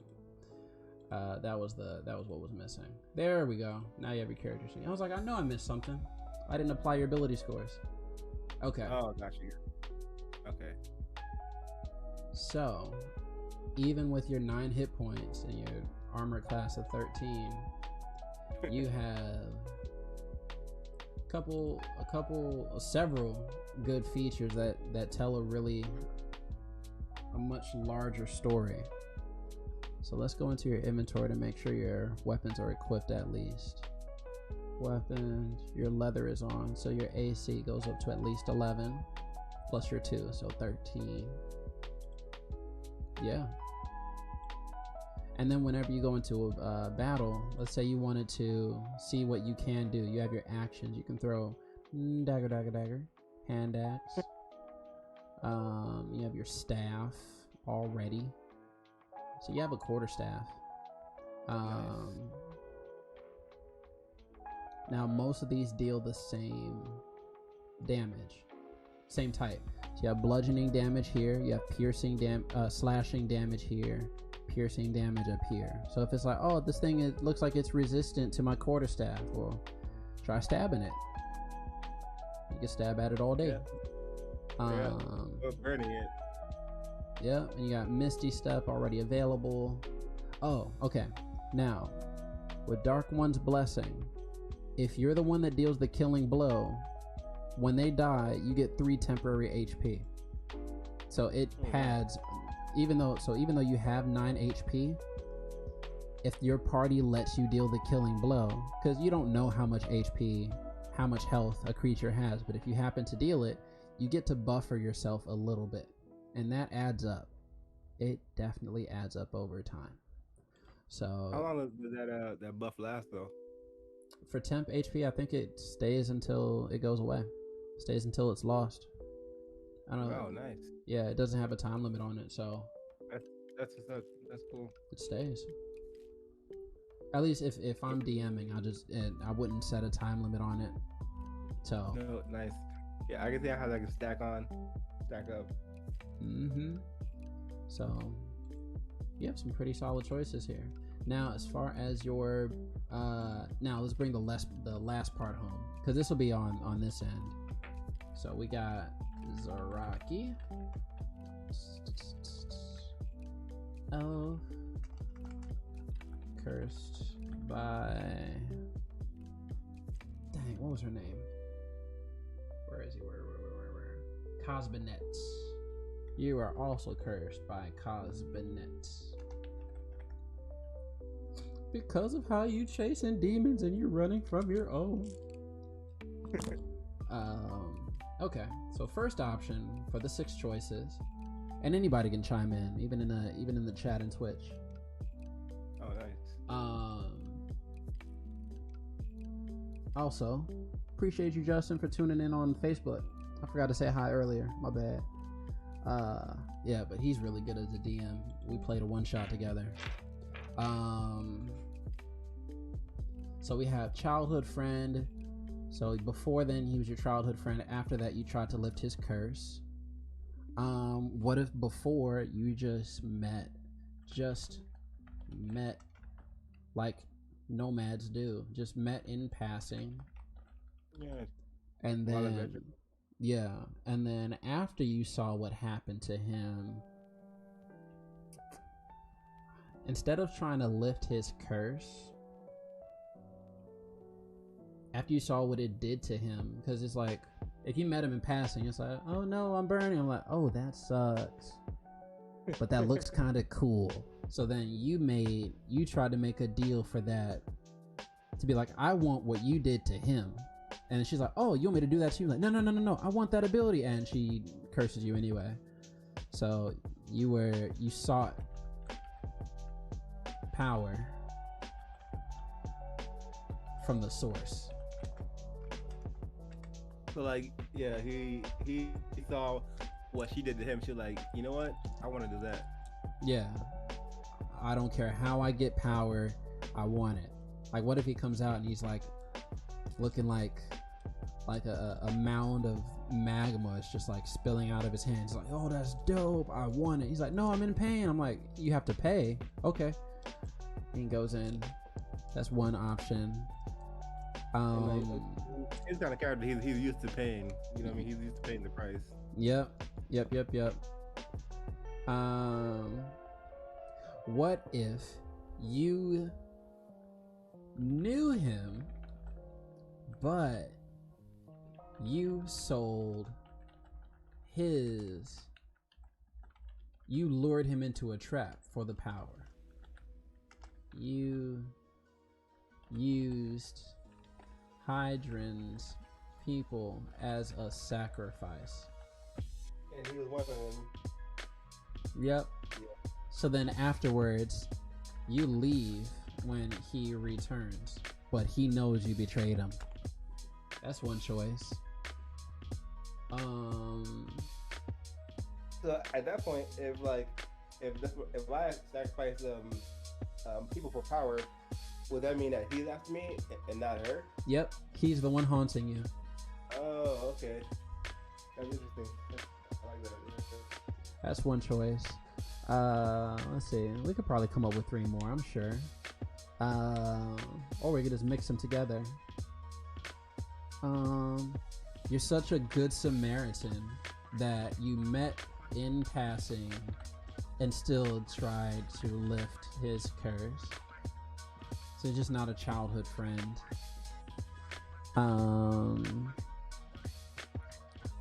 What else?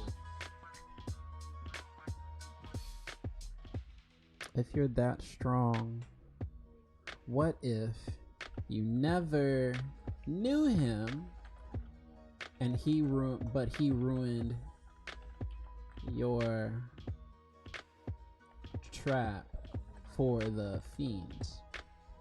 Because in Hydran's story, he accidentally activates a teleportation rune that sends his whole tribe into one of the prisons in hell. You just land in the middle. So what if you didn't even know this dumbass kid and you set a trap so you could launch a surprise attack on this bastion to save someone else, and he ruined it? So like, you were leading your own band and he lets it go. So now after he comes back with the runes, you follow him out of guilt. Oh no, you lead him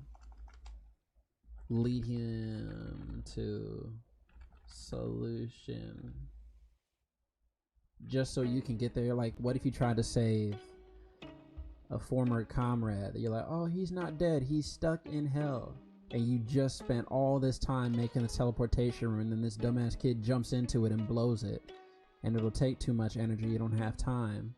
Now you gotta find another way to go into hell to avenge this cursed kid and to release the friend you've missed. And you're like, nah. Yeah, nah. So there's that. One more. We need one to like bring it all the way home. What if the curse, like, what if you actually need a little something for the curse, a little something extra for the curse? Like, it's not just like sacrificing a friend. It's like maybe sacrificing the longest friend you've ever had, right? Like, even if this person isn't someone you is super dear to you, this is the longest friend you've ever had. Are you trying to make a Sharingan right now? Shit, I guess so, huh? Oh my god. Now that you say it, yeah. I love it. Now that you say it, yeah. I love it. Okay. Okay. I was like, I know he's not talking about Itachi and Shisui, but all right. I was like, oh my god. Uzumaki, who? Yep. All right, that's the 6 I'm cool with. I like that. That is full freaking circle. Where's my scorched earth die? There we go. All right, let's see which one wins out. And mind you, even if whichever one we answer with, if you like one of the other options instead, we'll just switch to it, no problem. But let's see. I got you, yeah. All right. You gotta wind up like them old heads. Payow! Of course, it lands on 6. Freaking Uzumaki, who? Wow. Okay. Okay. Yep. Cause it's a good thing. It's a good thing that is Save in here? Is Savion in the Discord? Let me see. Nope, he's not in here. So I'll write it in for you. But I'll tell him that his only knowledge is that you guys were childhood friends. You knew him, and like he was the only one that didn't go down there. Like you're the first person that Hydran ran to. He's like, oh my gosh, look what happened.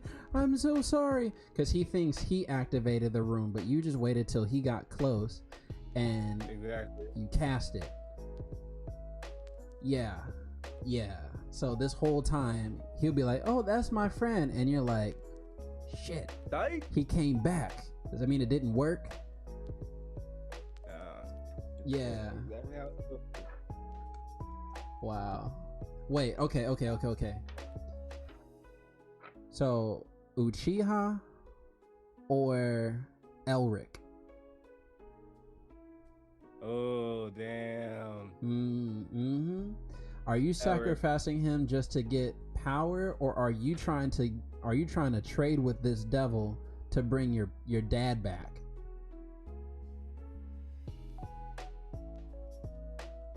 No, definitely for power. For power? Like, yeah. Okay. Cool. So we'll keep it at Uchiha. Uchiha, edgy sub protagonist. There we go. I like it. So that's what we're settling on. We got it.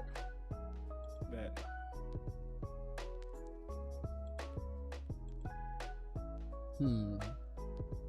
So you're questing for power because you want to be strong enough to protect people. So you feed into the lies that Cosmonet tells you, and she's like, I won't reveal to you the secret of my power. And you're like, tell me so I can save villagers. And she's like, okay, if you get really good friends with somebody and you sacrifice them to me, then I'll leave the rest of your village alone. You're like, okay, if it's for the better good. So I'm a chaotic good after all. And you just yeet, and now he's in there. And it turns out she curses you too. But it's a curse that's not readily seen. It's like it's a brand on your stomach. So all the casting is like, you have basically an Uzumaki spiral on your stomach. So you can hide it. So Hydran think he's the only one that's cursed. And you're like, wait, if he came back, no wonder she branded me. So now you both have the same abilities. And he's like, oh, because we're brothers. He's like, no, because you were supposed to die. Yeah, I really like how this story is unfortunately unfolding. Love it. Yeah, I know. I love it. Yeah. So, yeah, I'm gonna type that one up for you, but you're gonna enjoy this one. I'll even have like little keynotes for like if dialogue happens between you and this character. Here's what you might want to consider. But the rest of it, have as much fun as possible. You could even try finding like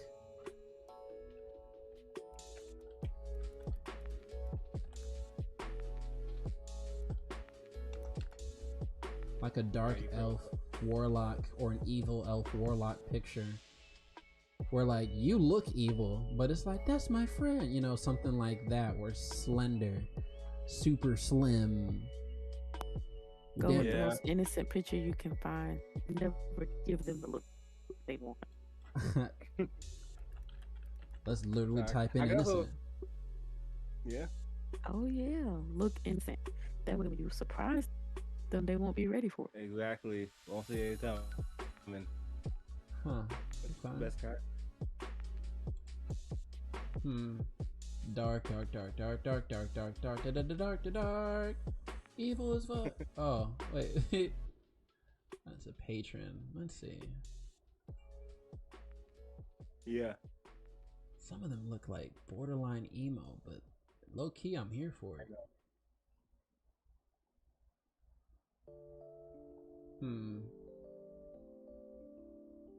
What's a good one? It's got Bruce Payne in that movie.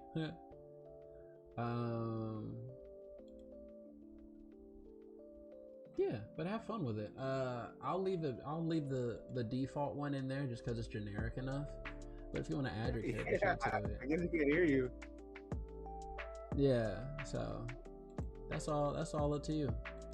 I'll add it to the campaign. Lloyd. Huh? You can't hear yeah, Vivi's talking in here, but I guess you can't hear her, huh?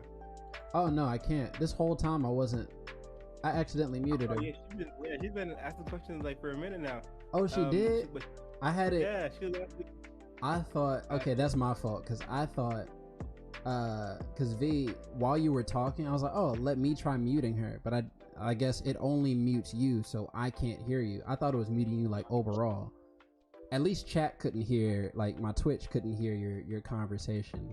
But my bad, you know I don't ignore you, but that's on me. I mean, can you hear now? Oh, I absolutely can hear you now. I'm sorry. Okay. Yeah, I guess I was on the mic and I didn't know. And then Soul Satcher told me to mute my mic, and then I did. So you probably muted me before that.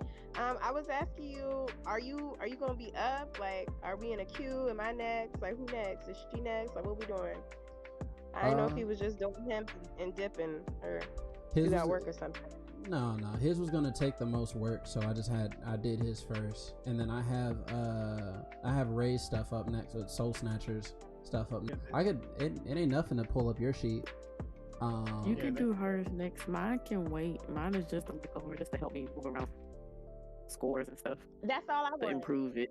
That's all I want to. I just want you to eyeball what I did and to tell me if I did it right. Oh, okay, yeah. Let's give it a look. See, and because I added a new character. Because I think if I come on Friday, I want to play a different character. But I don't know if I could do that though. I don't know who's DMing on Friday. Friday Ty is DMing. I would say since most of you are new, I sent you the PDF Chem for yours.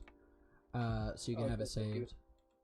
I say since most of you are new, I would advise against trying to play 2 or 3 different characters, because this early you will definitely get confused.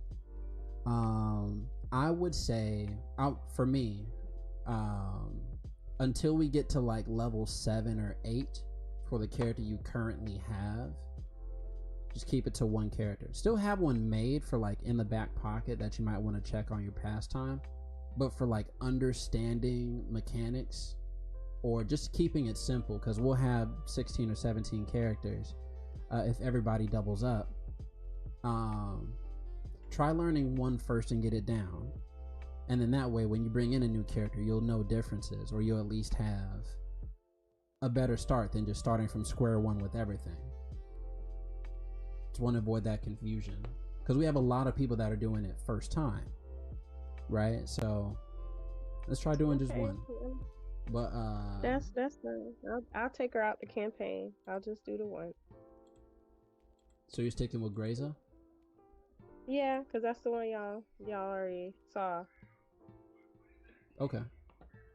Let me pull that up here. Oh wait, no, that's my personal. Where is... Now what we're also doing, instead of having so many different characters, is we make the NPCs, which, like, you know, for the sign up sheet where there's like a max of like 4 or 5 people. Well, what if you still want to show up even if you're not going to play your character? Like, we'll have roles like that to throw out, where it's like, okay, now they're going into your shop or tavern, and then you can take one over. So you're not like just limited to doing just your character, but in order to cut down having too many, at least for now, just everyone stick to one character you play, and then NPCs on days off. Does that make sense? Yeah, it makes sense. Now I think for Graza, what were you trying to change on her? Remember, we went to level 3, and then I just want you to look at my level 3, because at the time I hadn't picked a way. Remember, you sent me the link to all the different artificers. I still can't say it. Artificers. I got you. Yeah, you sent me the way, the different artificers. So I picked one of them, and then I just want you to just make sure that I'm not missing anything like spells, or I just want you to eyeball it real quick. That's it. To make sure I filled out everything I was supposed to with going up to level 3. All right, let's see. So I just did it by myself. Your ability scores are high. Like, did you roll all of these? Yeah. That's crazy high. Let me see. Should I change them? We'll go into these together. I only say that because, but if they rolled like that, then it's just interesting that they would give so many. So did you roll them on the app? Yeah, I rolled them on the app because that's what y'all said was better. Yeah. Let me see something real quick. I'm not gonna change them just yet, but what I mean by that is, okay, 14. We're missing 2.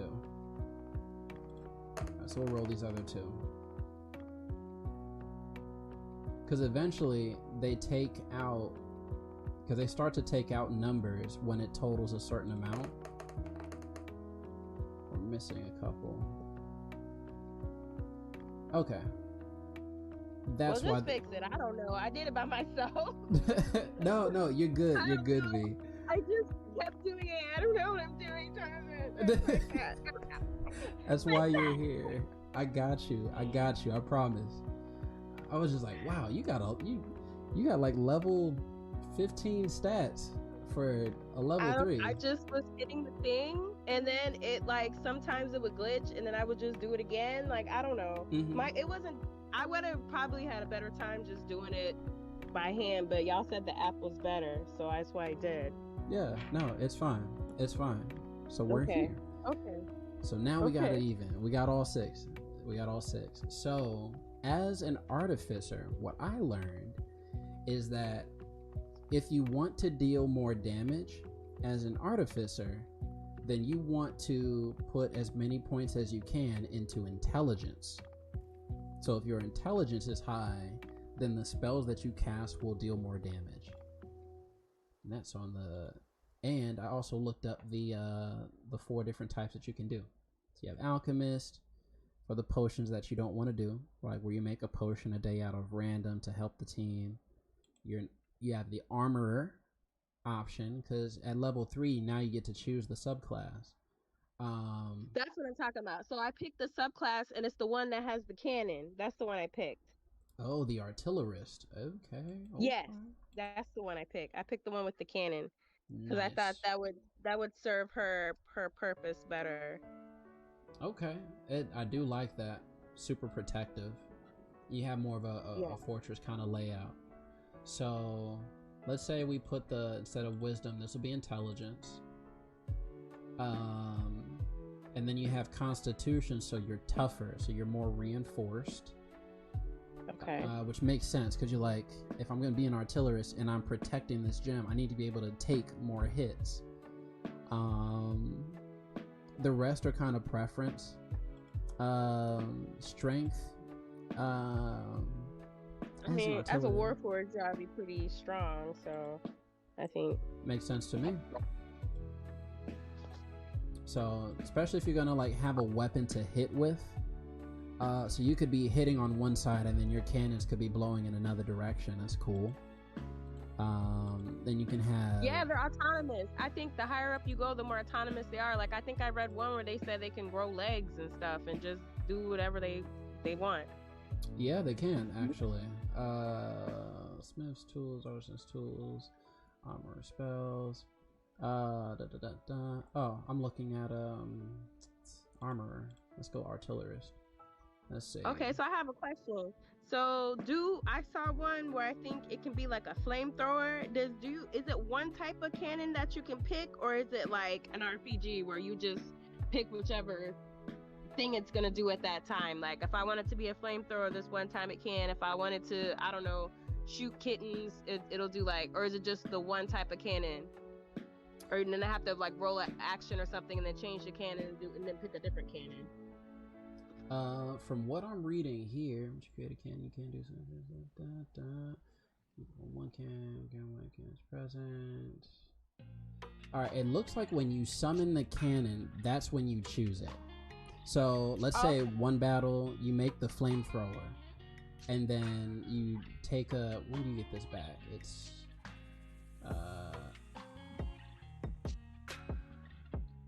until you finish a long rest, or until you expend a spell slot of first level. Okay, so you can have only one on the field this early. Right, yeah. So you can choose flamethrower, force, ballista, or protector. Each of them have their own buffs. And you can turn a wand, staff, or rod into an arcane firearm. That's pretty freaking cool. When you finish a long rest, special sigils. When you cast an artificer spell through the firearm, roll a d8, get a bonus to the damage. Oh snap! Okay. Yeah, right? Isn't that cool? That's why I picked that one. That one was just the coolest. Yeah, and then at 9th level, you can you increase the damage of whatever cannon, and then as an action, you can command it to self-destruct. Oh, that's what's up. And anything within 20 feet has to make a dex, or it takes force damage. And that's a lot. 3d8. Wow, look at you picking the stuff. And you got level 15, half cover, wall within 10 feet, shimmering field. Now you can have 2 cannons. Activate both of them. Yeah. These things move too, right? Yeah, they move. And has an AC of 18, 5 times your level for the HP. Okay, what does AC mean? Armor class. That's the number that somebody has to meet or beat to hit you. So okay, let's look at let's put these two. Let's say, wait, I put intelligence. Let's put wisdom there, and then strength. Apply the ability scores. Cool. Oh, we didn't even pick a background for you yet. But if I remember the story correctly, you were always with this elf. She taught you everything you know. She made you. That she got old in age, and then but instead of dying, she put her soul in the inside of you. The gem. In the gem in you, and now you're trying to find the body for her. Right. So you could be a hermit. A hermit? Yeah. Oh, you already have a custom background, but if it's custom, what you have works. And dwarvish. Okay. Yeah, we'll keep that. I typed a bunch of stuff. I don't know if it's the same thing as when you pick it. Yeah, we'll keep it. Because if you made it, we'll keep it. Because I like whatever you do. So we'll get that. Now, does I know sometimes when different classes go up, they get like more spells or something. I don't know if that's what happens with my class. And then can you explain? Because I always hear you talking about you have to do a spell on different videos I watch, but I don't know, what does that mean? Like when you use a spell slot to do something, like what does that mean? Oh, spell slots are how many times you. So the higher up you go, the more of these things called spell slots come out. So even though you can know like 9 or 10 different spells, if you only have like, if you could see on the screen, like it says the amount of cantrips you know, and you have 2 spell slots, that means you can only cast 2 first level spells. Now what those spells are they can be from anything in the list that you prepared. Let me see if I can pull the spell list, because I want to show and demonstrate. I saw it said something when I looked at my thing. It was like 2 of the spells I think are always prepared, and then it has one that I had to click on it and it says prepare. Like I don't know what that means either. Okay, so that means you're always gonna have. It looks like you're always gonna have absorb elements, thunder wave, and shield because of your class. So these are things that you don't have to keep selecting them; they're always gonna be there. So there's a difference. Do they take the spell slot? They do once you use them. So let's say, in a turn, I'm gonna cast Thunder Wave. So that means you took a spell slot. The spell slots are how many times you can cast something. So Thunder Wave took 1 slot. Okay, I missed that time. Your turn goes around. Oh, everybody else takes their turn. It's back to you. Okay, this time I'm gonna cast Shield on myself to be more protective. Now that's your 2nd spell slot. Okay. Yeah. Okay. And then your next turn comes over. All right. But somebody broke through the shield. Okay, now I'm gonna cast Shield again. Well, now you're out of spell slots, so now you can no longer cast those. Now, cantrips are different. You don't need a spell slot for cantrips.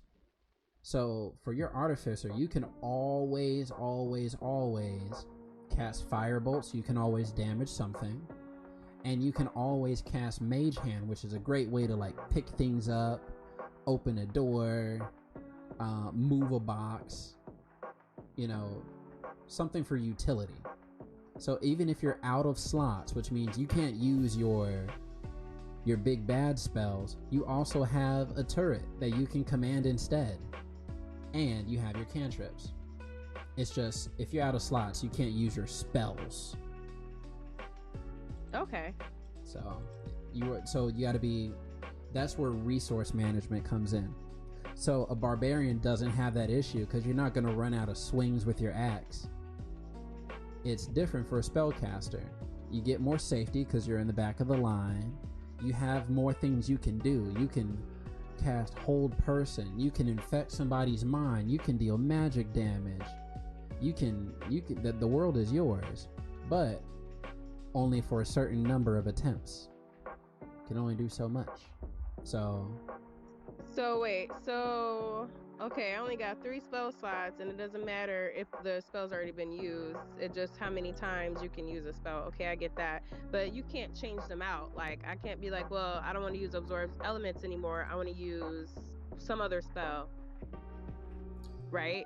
It's only the spells that I guess you have prepared or that you normally would use. You can mix and match them. I get what your question is. Most of them you can mix and match. The only ones that you always will have prepared are Shield and Thunder Wave. And right now, they're not taking up the number of spells you can know. So you can remove, let's go to the first levels. Oh, you can prepare more. You can prepare up to 5, I think. Because you have absorb elements. No, you can prepare 4. So 1, So I'm missing 2, one? 3, 4. The only one that that I'm keeping right now on your screen are the ones that you have to have, but they're not taking up slots. So you're always going to have Shield and Thunderwave because you're an artillerist. Shield to be protective, Thunderwave to push people back. Now you have, from this list of first level spells, you can choose 4 to prepare for the day. So once you take a long rest, you can switch them out. That's 8 hours. So let's say instead of absorb elements, you want catapult, where you send one object, a light object, straight up in the air because you want to use that object to hit a button on the ceiling, or whatever you want to flavor it for. Or you want to have cure wounds, so if somebody goes down next to you and they're hurt, you can touch them and heal them. Detect magic. As a Warforged, you're like, scanning the area for iPhones, whatever. That's detect magic. So wait, okay, hold on.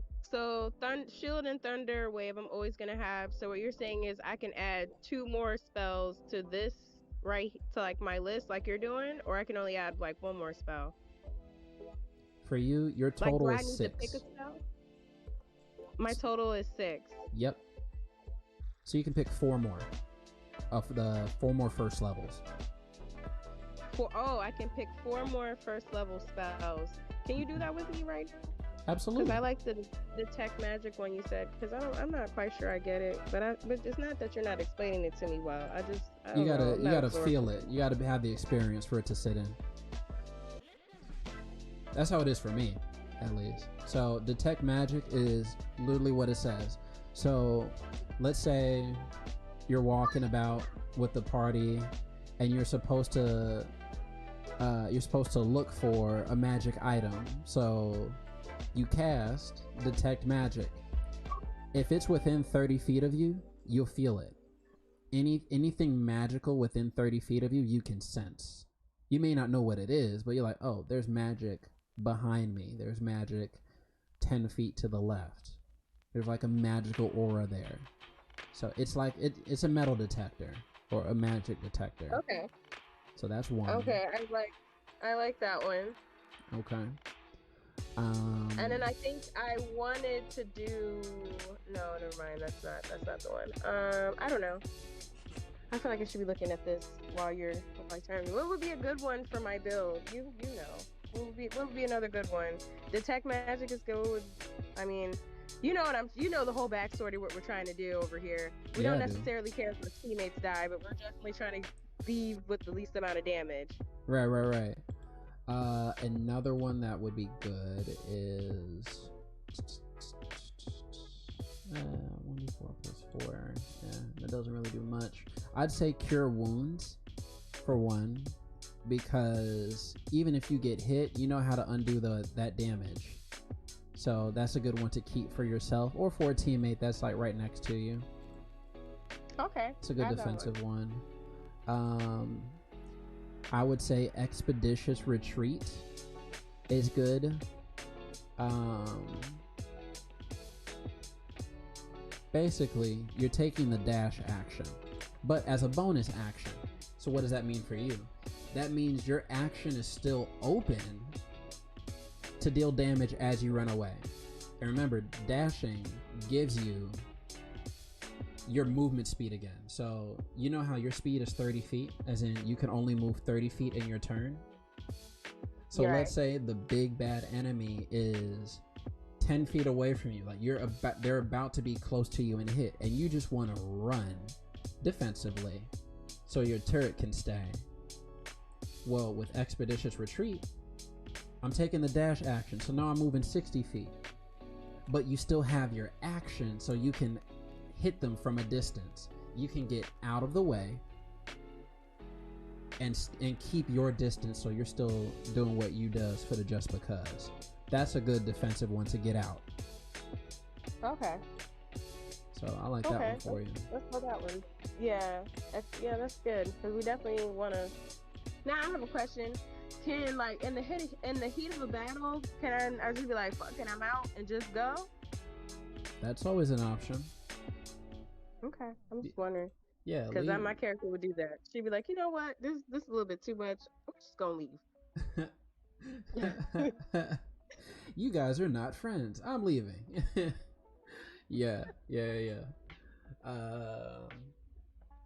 You also, so we got two good choices. Absorb elements is actually kind of cool. So what if you do get hit with like lightning damage, right? So if you get hit with that damage, it's a reaction, so you can only use the spell as a reaction. So it's like if you get hit, or if it's not your turn, but you get hit with cold or fire damage, if you cast absorb elements, you take half the damage, and then your weapon or your next melee attack deals that damage type. So it's like you can become a lightning rod and then use that lightning rod to hit somebody else. It's just like Avatar. So yeah, that's a good one. I like absorb elements. Yeah. That's a good one. I would say you'd probably use that the most often if somebody runs up to you and lands a hit on you. But they have to be dealing elemental damage. Or they can try to hit you from a distance with a spell, like, burning hands. Okay, absorb elements. All right, I cut that in half, and now if I smack somebody, I'm dealing fire damage with these fire hands. It's a good one to like return the favor as you escape. What's another good one? You have touch a creature, target speed increases by 10 feet until the spell ends, which lasts for an hour, and it's not even concentration.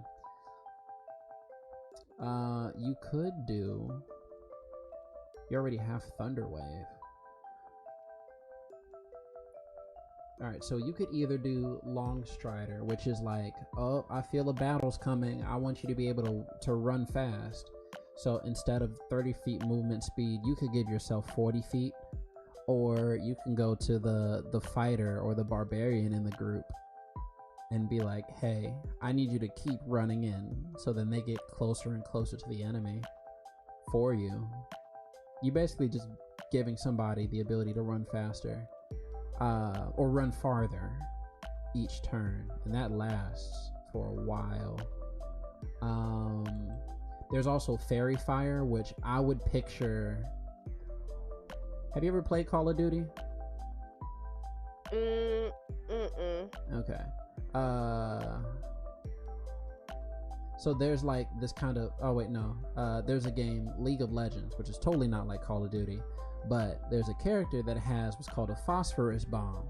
So he throws it out, and when it explodes, it leaves like this glittery effect on people, so he can see them even if they're hiding. So Fairy Fire is kind of like that. So your Warforged can throw this like, you can flavor it like, she throws this like glittery tear gas thing that like goes into 20-foot cube, and people have to make a dexterity saving throw, which means they got to try to get out the way. If they fail, then they're covered in that glitter, and anybody that attacks them gets advantage, as in they roll twice and take the higher number, so there's a better chance of them getting hit thanks to your glitter bomb.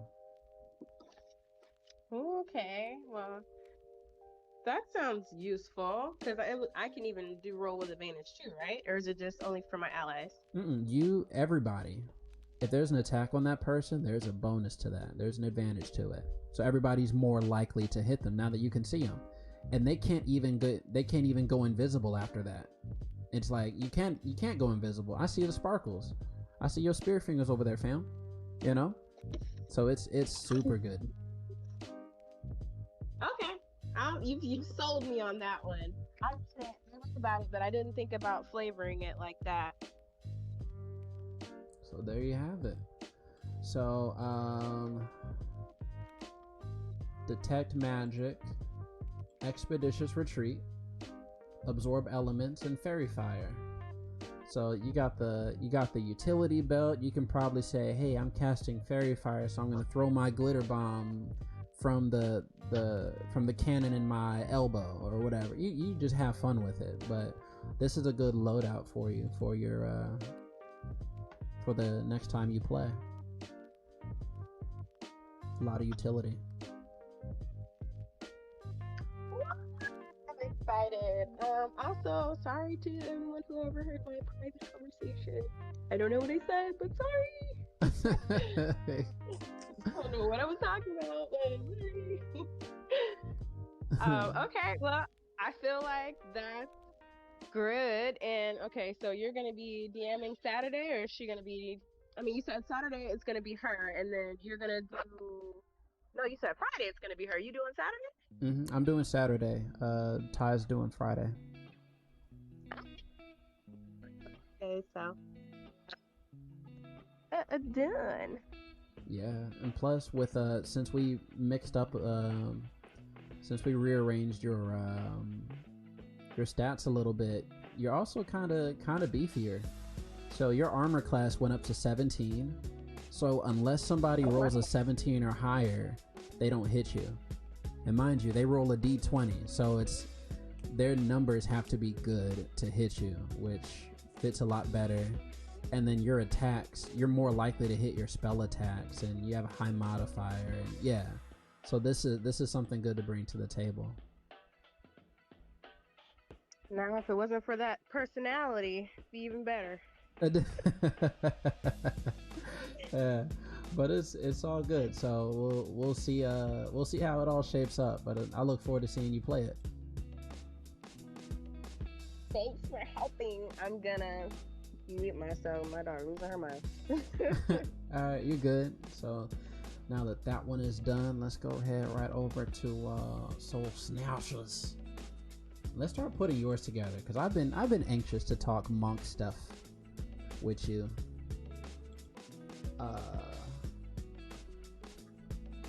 Let me catch up on Twitch chat real quick. Ooh, is there a way to steal powers? Like, is there a character type that can do that? And then glitter bomb. Yeah, I think there is. That's what I'm actually talking to. Goop, you could have been in Discord. I'm just saying, I didn't want to leave you hanging like that. But yeah, careful with walking away from a fight. To answer your question, right? So if you're walking away from somebody, that's an op attack. Like if you're in their melee range, but if you're trying to run away and they hit you, we're not doing it or at least from mine, I can at least speak from if I'm DMing. I don't do it so I don't have it set up so if somebody's attacking at your back, they automatically get advantage, right? Instead, because that would be too OP. What direction are they looking in? Okay, I'm going from this side. Nah. If you have sneak attack, sure. If you have pack tactics, which are like two wolves, like that's a natural thing that's built in their character sheet, then they have advantage. But you don't get advantage just for attacking somebody that's running away. That would get too much in the weeds. I don't know what it's called. Like engaging is when like you attack somebody because they walk away from you fighting. Oh yeah, that's an attack of opportunity. So they get a chance to hit you. Okay. That's a reaction. So each turn, most creatures, unless it's otherwise stated, only get one of those. Like you have to spend your reaction to take an op attack. So if they're like, hey, do you want to take an op attack? Like, no, I'm saving my reaction for something else, for someone else. That makes sense. So I'm glad we got Glad we got that Warforged one kind of more fine-tuned. Now, for this level 1 monk, level 1 druid build. Let's get into the I didn't want to put too many levels on it. Okay. Simple. All right. Let's see. Because like I said, I don't know much about monk. I know more about druid.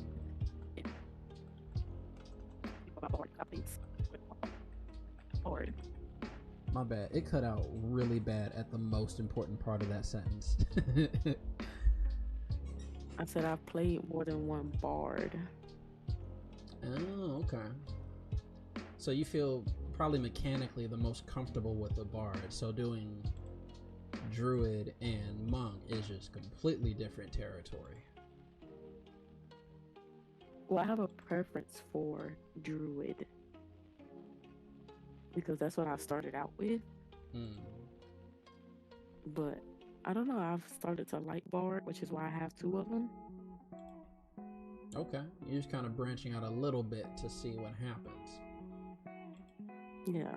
Okay. And I played barbarian recently, and now I'm learning monk. Okay. Well, one thing's for sure is you came to the right place, so we can do this together. Now, where do we start for you? Let's Okay, so before we go into the before we go super deep into Ameria,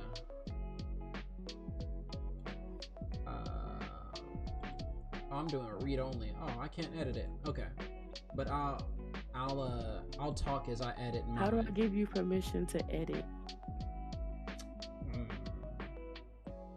I'm gonna give you a link to the campaign, and then you can put her in it, and then that should let me edit it. Okay. So let me make the link. Copy a link, and you're about to see it in your Discord.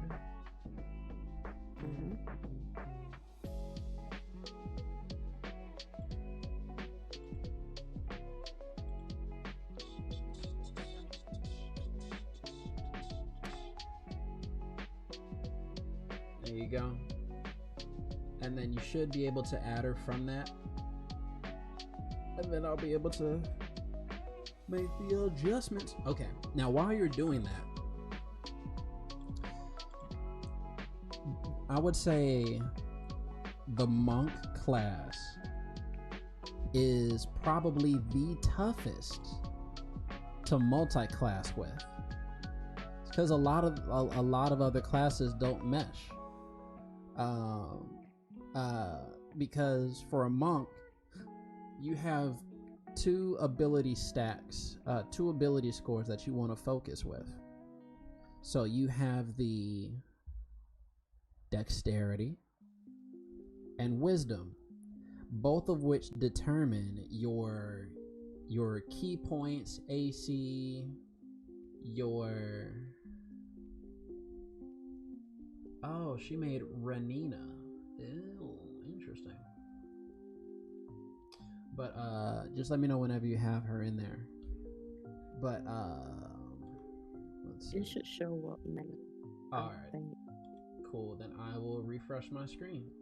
Yeah, there's someone else in here somewhere. There he is. There she is. There they are. Edit.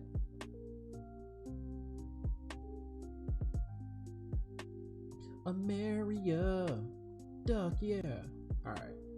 So, as a tiefling. So you want her to be a tiefling, right? Or them to be a tiefling? It can be any race. Tiefling was just the one I saw first, so I clicked it. If I remember, you're the... No, because you have a Loxodon in our campaign. Yes. Yeah, my two bards, one is a Loxodon, the other one is a half orc, and my druid is a high elf, I believe. Okay. Have have you? Hold on. How many are these? 1, 2, 3, 4. Wait. 1, 2, 3, 4, 5, 6, 7, 8, 9, 10, 11, 12, 13, 14, 15, 16. All right, I'm gonna roll a d20, and whatever it lands on, I will see what it suggests. People thought I was casting spells. Better cast haste to get out my face, son. Alright, let's do this. This. I'm gonna use for this the lab die that you got that I got when I was with you first. The ones that came in the little test tube joint. Yeah, because you forgot to come back out in the shop and pick up your dice. I did nothing of the sort. I just happened to, there's a sense of urgency. Things get lost in translation when there's time for concentration. I hear excuses, but okay. Okay, fair. All right, so let's go D20. 19. What does that give us? 1, 2, 3, 4, 5, 6, 7, 8, 9, 10, 11, 12, 13, 14, 15, 16, 17, 18, 19. Oh, we landed on a Dragonborn. Oh, that's nice. I thought about Dragonborn, but I never played Dragonborn. Okay, Dragonborn it is. It's funny because the first monk I ever made was a Dragonborn, and then the moment I learned how to make a monk,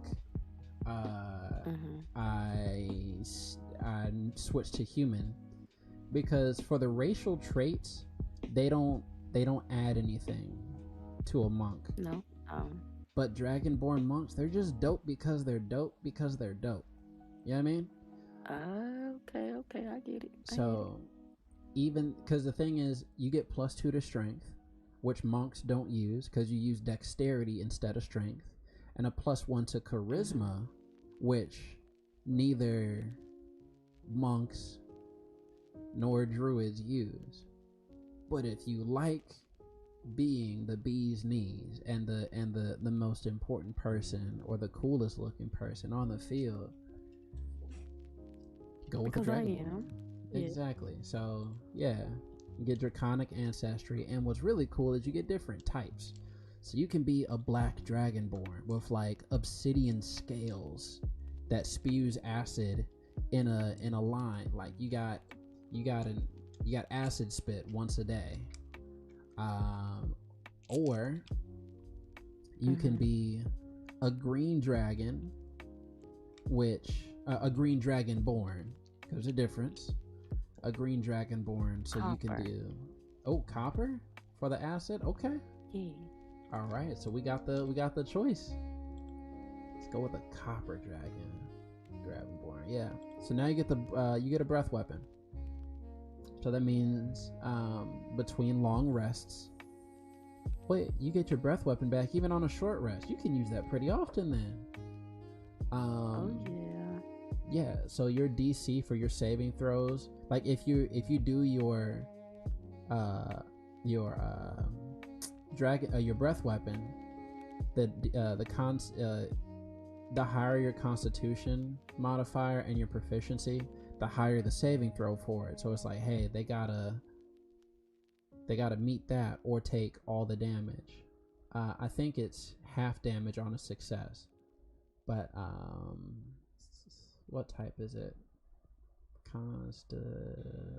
It might be a dexterity saving. It'll tell us later.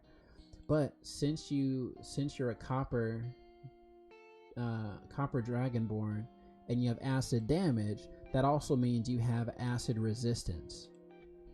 So if acid damage comes up, like there's a vat of acid and you gotta cross it, you take half damage. So you probably be the first one to volunteer. Now, for the classes, for a monk, monks don't get their subclass option until level 3. That's when you get your monastic tradition, or you're choosing the way of blank. for druids, it's level 2. So are you starting this from like scratch, like from level 1? Or I don't mind starting it from level 2 only because I'm learning monk. Gotcha. Because I already know enough. I know a little bit about druid. I all of the features of druid. I mostly just want to learn the monk part of it. I want to learn how to multi-class also. Right on. I'm picking up what you're putting down. So, when it comes to multi-classing, you don't necessarily have to pick both classes right away. So I say that because you at level 2, a level 2 monk gets key, and you use key points for like the monk abilities. So if you wanted to actually get your feet wet with monk, you could instead start off with level 2, and like in your character background, they were raised in a temple, they became an acolyte, and then with a little bit of experience in the wild, they realized they needed to be one with nature. So then now you start branching off to 1 and then 2, and then you might dip back. Wait, but resorting back to my roots, I realized that I needed to find a way to my faith or whatever. And then you go to 3 for your monastic tradition, way of the open hand, way of mercy, way of shadow. But so can druid be removed just like now? Or yeah, do I have to do it? Yeah, so you can just save it for like, and then make a note in your mind or whenever, like, hey, okay, maybe at level 4 then I'll take my druid, or maybe at level 3 once I get my monastic tradition, then I'll start dipping into druid, because you only need 2 levels to dip into druid. But when you multi-class, one question that comes up pretty often, which I'll put in this separate new tab, is how far do you go? So peep game, right? So we're going into the monk, and this kind of has a layout from level 1 to 20, right? And if you did an equal 10 and 10, let's say you just did flat out 10 levels in monk, 10 levels in druid. I'll pull druid up on the tab behind it. You're gonna miss a lot in both classes. So if you get up to level 10, you do get level 10 as a druid. You do get hella spell slots, right? You have 4 cantrips. You have 4 first level, 3 second level, 3 third level, 3 fourth level, and 2 fifth level spells. So you get super stacked, but you don't get to your last druid circle. You don't get to improve the ability score at level 12 or at 16. You don't have timeless body. You don't have beast spells. You can't be an arch druid. So you can't hit level 20. That's one thing. But when you can't even improve in the later stages, because the druids really pick up in the later stages from like all the spell slots and the spells you have access to. But it's even worse for a monk, because with a monk, level 11 is where you get your second monastic tradition. I think it's the second. Third, level 3 you pick. Level 6 you pick again. So I stand corrected. Level 11 is the third monastic tradition. So you won't have access to what and this is just assuming you do 10 levels, 10 levels. You won't get into level 19, level 20 stuff. You'll have you'll go from beginner to intermediate.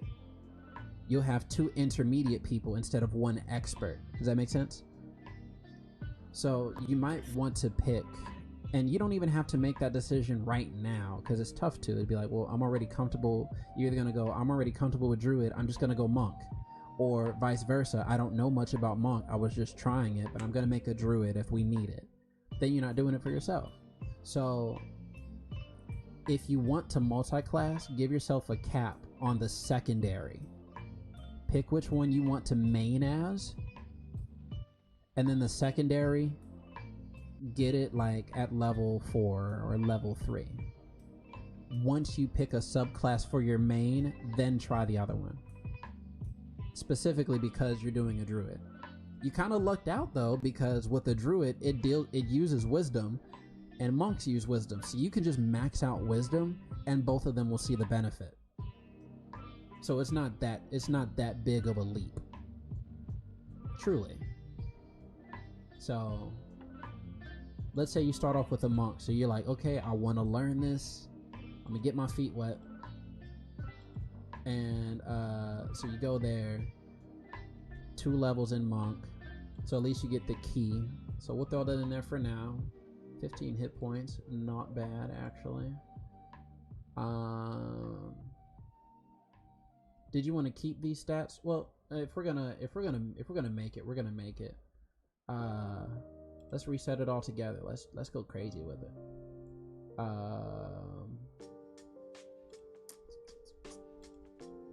Reset the group. Confirm. There we go. All right, I'm gonna roll these 6. Ooh, 17. Nice. 14. Nice. 14. Okay. 13. It does not roll low for you at all. Wow. Earlier, I said the same thing, and then I got a 9. Okay. All right, so you have some stupid options here. They're like stupid good. So I would recommend wisdom, of course. With the highest. Yep. Dexterity being equally high.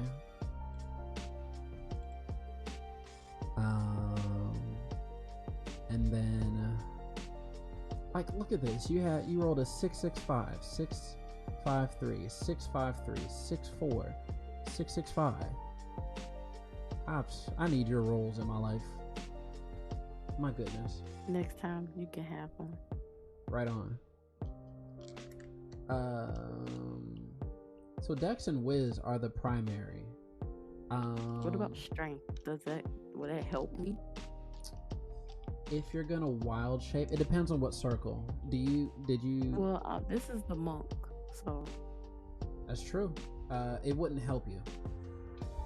Okay. Yeah, because anything that people normally use for the whole thing for a monk is like, think judo. It's not about how strong you are; it's how much you can move the other person in negative space. Super Avatar the Airbender. But for the druid side, whenever you bring it out, it might help for your wild shapes. Let me check something with that actually. Spellcasting focus. Beast you can transform in. Number of hours. Personality, intelligence, wisdom. In addition to gaining, same profession. No, you take their strength on and stuff. So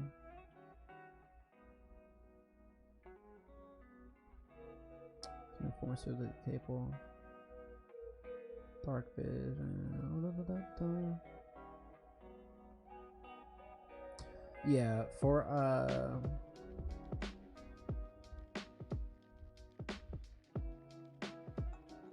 I think your strength wouldn't even matter, because you're gonna take on the strength of whatever beast you shape into. So it wouldn't even come into play. So that could be what we call a dump stat, as in you just dump it out of the equation. You just give it the lowest. Now, Constitution is always a safe bet, because you always need to have health to live long enough to do something. So that's a good one to keep in the back pocket. So let's say you wild shape, right? You already know if you wild shape, you use their HP until it's done. It's basically giving you temp HP, and then you revert. So you can have Constitution.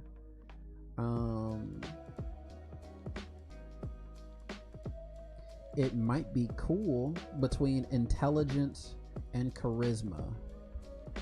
Your pick. You can say like, well, because I'm a dragonborn and I shape into other animals.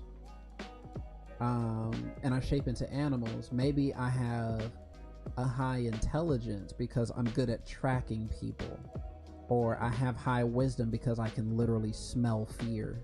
I mean, a high charisma because I can have this overbearing presence. I can turn into whatever animal gets the job done. Charisma? I like it. Yeah. That sounds so much like you. And then intelligence not that far behind. I'm not that bad. Moving on. We're going right here to the next tab, which is... No, don't act like that. Act like that. Okay, I'm sorry. I ain't mean nothing. I don't want no smoke. None. That's what you say. Okay.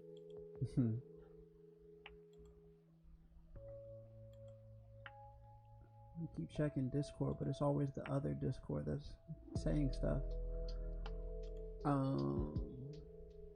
Let me check in on Goop. I don't even have my stream up on one side. I have Discord on that side. But I gotta support one of my fave streamers on Twitch. Aww. She called me one of her favorite streamers on Twitch.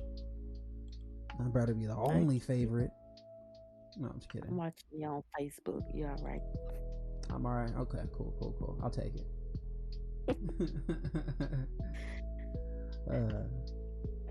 Now, you wanted to keep the haunted one background, right? We could change it since it's a dragonborn. Okay. So talk me through what we've... They can come up with a haunted experience. Ooh, okay. So talk me through what we build in here. So we got a dragonborn with a monk. Monks sometimes have a peaceful upbringing, or it could be from a temple of warrior monks. Like, is this one like an acolyte that worships a deity? Where are they going, or where are they coming from? She was raised by druids but brought up around monks. Raised like her parents were druids, but she was like raised up in a village of monks. So druids that settled in a temple haunted. City. Yeah. Okay. I don't want to be haunted. Maybe something different. Let's see what the acolyte looks like for you. So you spent your life in the service of a temple to a specific god or pantheon of gods. You act as an intermediary between the realm of the holy and the mortal world. Blah blah blah blah blah. Choose a god, a pantheon of god, or some other quasi-divine being. You're not necessarily a cleric, because you're performing sacred rites is not the same thing as channeling divine power. So it's just like, okay, if you're raised by monks in a temple and your parents are druids, if your parents are druids, then you probably might want to prefer so there are two ways to do this. If you chose to take your first 2 levels in druid, and it's like, okay, because my parents, the first people I see are my parents, and they settled in a town surrounding a temple, then whatever deity you worship is like, oh, they left a good impression on me. But what if it was like a mean deity? So you're in like this emo rocker phase in like your teens, a teen dragonborn is like, you're not the boss of me, dragon dad. You'd be rebellious. One. Yeah, you could do that. Or on the flip side, your parents are nomadic monks that are traveling with a druid tribe instead, where they're like, oh, we had the peaceful life, but we found our calling led us elsewhere, or they had you were kicked out of the church for heresy, but you found peace among the druidic tribe, and now they left such an impression. You're like, hey, teach me too. So do you prefer to start off with druid parents or monk parents out in the open in the wild? Parents. You want monk parents? Okay. Like, they had the bad deed, but she chose to not follow that bad deed. She went against it. She was a good rebel, not a bad rebel. Okay.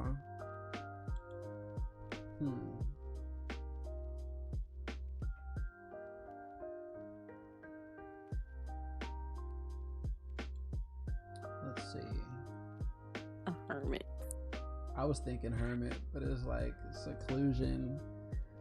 Grew up in the wilds. You witnessed the migration. Outlander's kind of cool. What about urchin? Now I'm just calling you names without calling you names. It's all right. Grew up in the Cool. wilds. It's all right. You'll just get me back later. I know how this goes. Cool. You helping me build the character, so it's all right. All right, cool.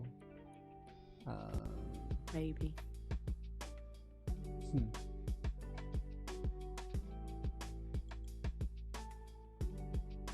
Hermit is actually kind of cool, but acolyte would be just the most logical fit. If it's like, used to be acolytes of a specific temple, but now you're like, now that void is open. You're like, no, I'm not.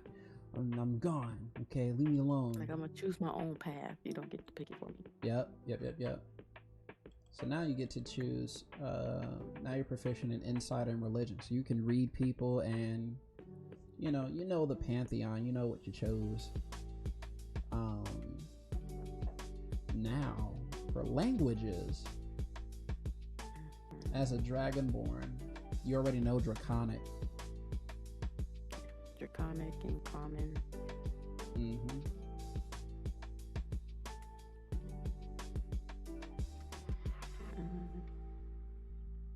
What kind of druids do you encounter at some point? Elf. All right. What is that language? The one below Celestial. What is that? Delkir? I think that's a race. I think that's a monster. Let me see.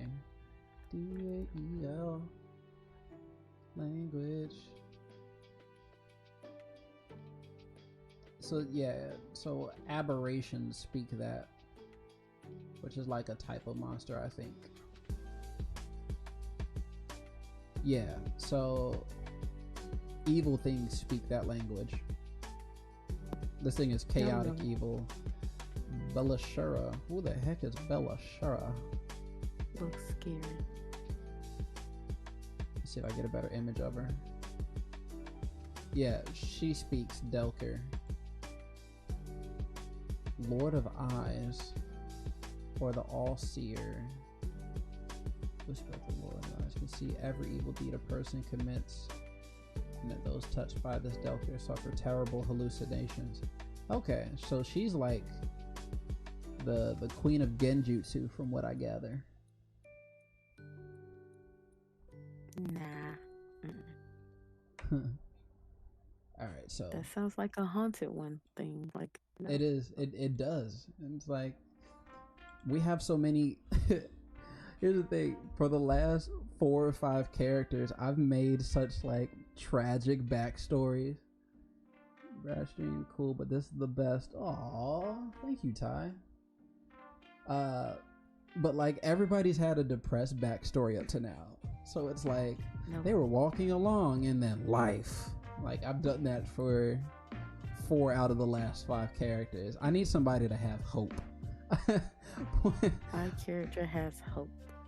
Cool. Looking for a better life, not no sad stuff. All right, right on. How about you come across some halfling druids So you have That's a mixture hilarious. of like elvish and halfling. So then like you have to pick, like you pick one up that you made a friend with. Their feet are just dangling off the ground. Like, oh my gosh, this is awesome. Yeah. These are my people. Yeah. So you got elves and halflings. Yeah, just live in harmony for everybody's mental health sake. For my own health's sake, how about that? Right on. So that works.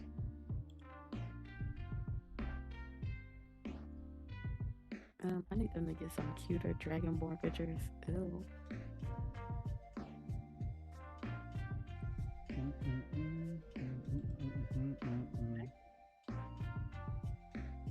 I might let you use my metal dice next time that we play, because now you fit the bill.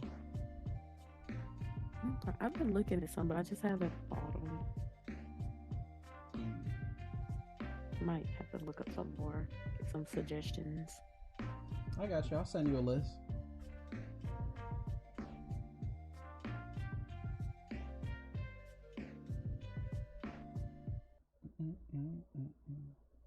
Listen, I know I've been pushing Barnes and Noble hard, but I just lost my mind and bought a whole like 30 pack of dye and like 3 other little, I guess, one of each packs at Barnes and Noble. Are Just they saying. metal dice? They were like, huh? Are they metal dice? Oh, you was going for metal? Never mind. It's alright. Yeah. I don't mind all the dice. I like all of them. Just all of them. 5 sets so far. Wreath has hope, kinda. Wreath's backstory starts off with her killing a whole village and forgetting about it. That ain't hope. Things happen. We're not gonna judge. You right. I'm just saying. Everybody had hope before Wreath showed up. I mean, my character got a little hope in her. She just trying to build her, create her a body. Out here building a body. That's what's up.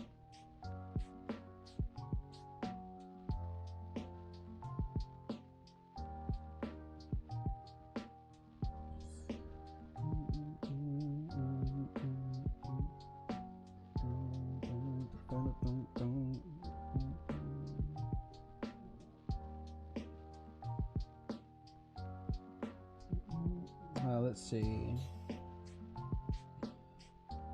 So for your story,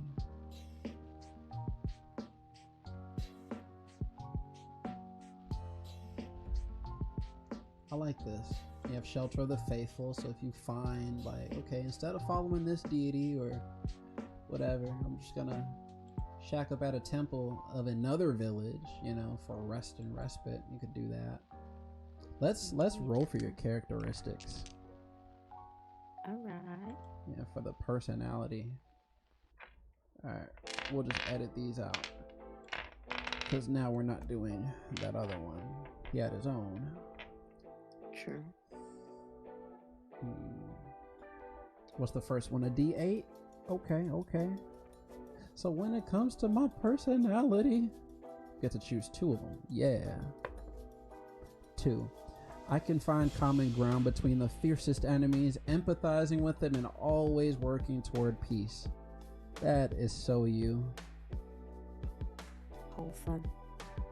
Wholesome. Tabernacle. Exactly. Yes. And nothing can shake my optimistic attitude. That's what I'm talking about. That's what I'm talking about. There we go. We need wholesomeness here. You're welcome. Thank you so much. I'm sorry. You're so crazy. Let me see if I named his, because I just want to make sure I'm not overwriting his stuff.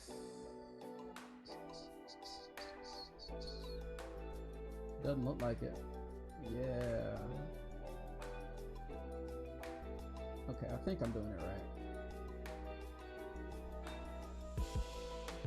Actually, let me double check something. Collection, characters. Oh yeah. Oh yeah. Yeah, we're good.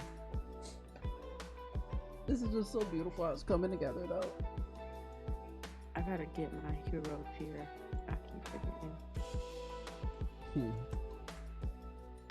Oh, did you I got some paladin for a campaign. Are you gonna make a paladin? Yeah. Ooh. All because of that. So now I got a paladin for that. That's what's up. I have an Oath of Vengeance paladin I'm probably gonna be playing really soon. The DM that is supposed to be making the campaign, she plays paladin a lot, so she was like, I'll explain it to you. That's what's up. I was like, okay, awesome.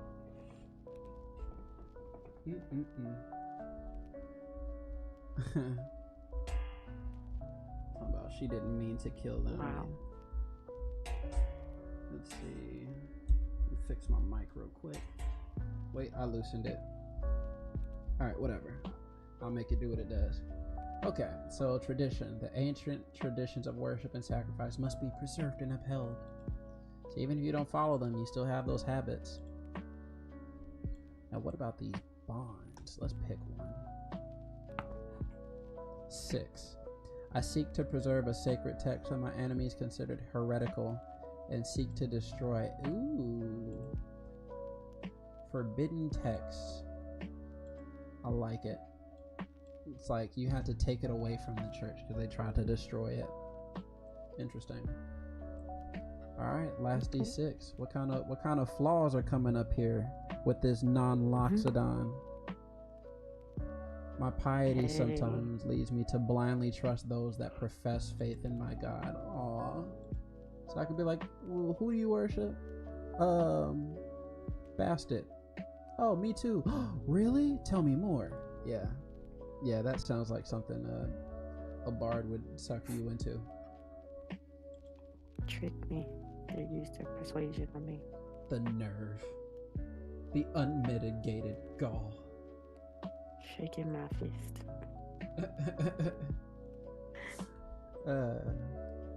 Deluxe.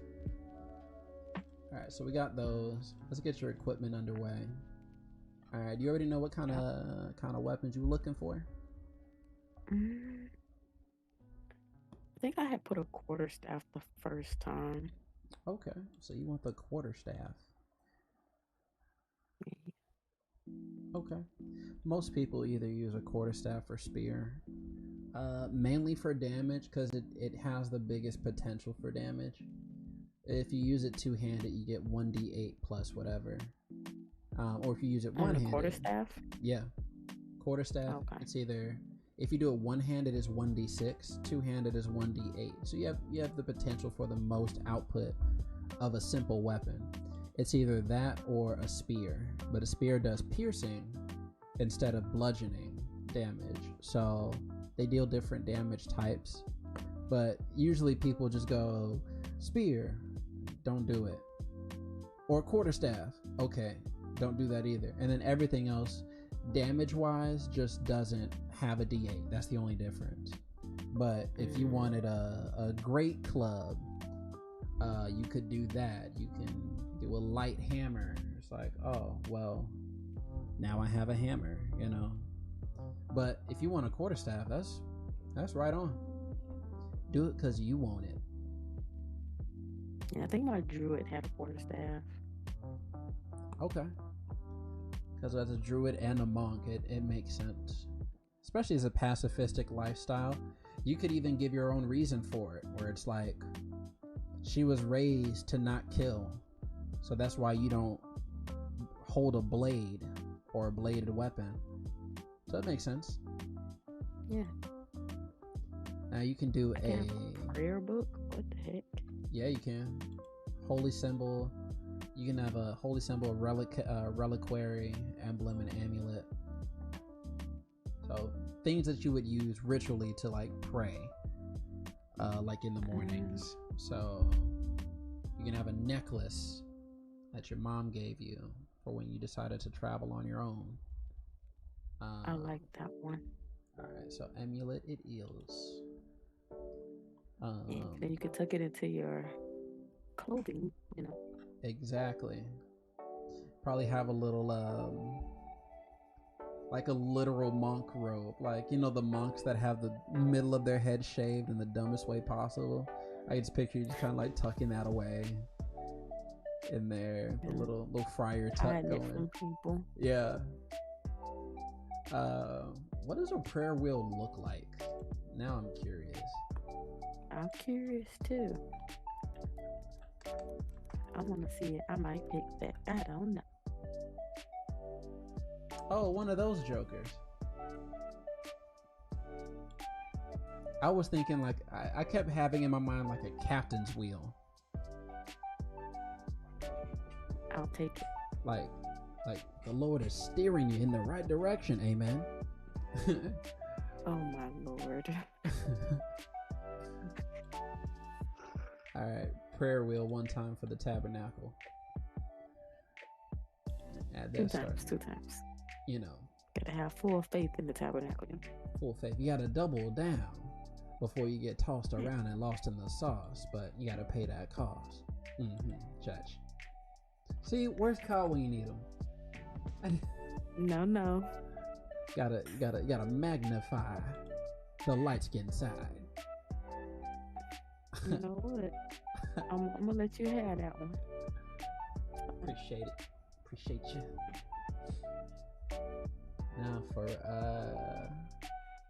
Now as far as armor goes, I can go pretty far. Oh yeah, monks can hop, skip, and jump. I like that. Yeah, you get that extra. You start off with 40 instead of 30, which is super cool. Now here's what's all featured when you first get this, and mind you, this is all being featured at like level 2. So you have your breath weapon, which really early on you have the potential to do 2d6, so you can do up to 12 damage ranged. So you could just get people in the line, and it doesn't stop when it hits somebody. You can line them up and hit them all with the 2d6. Whatever. So if we're enemies. stuck in a hallway and I'm the one in the front, to use that. Yep. Do that, and then you can use your key point to disengage as a bonus action instead of using it as an action, so that frees that up.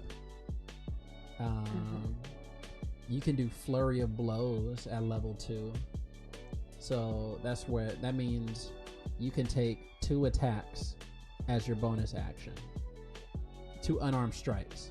So let's say you hit with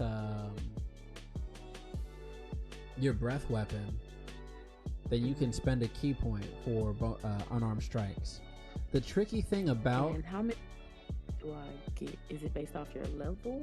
It's completely based off your level. So if you're level 2, yeah. Level. Yep.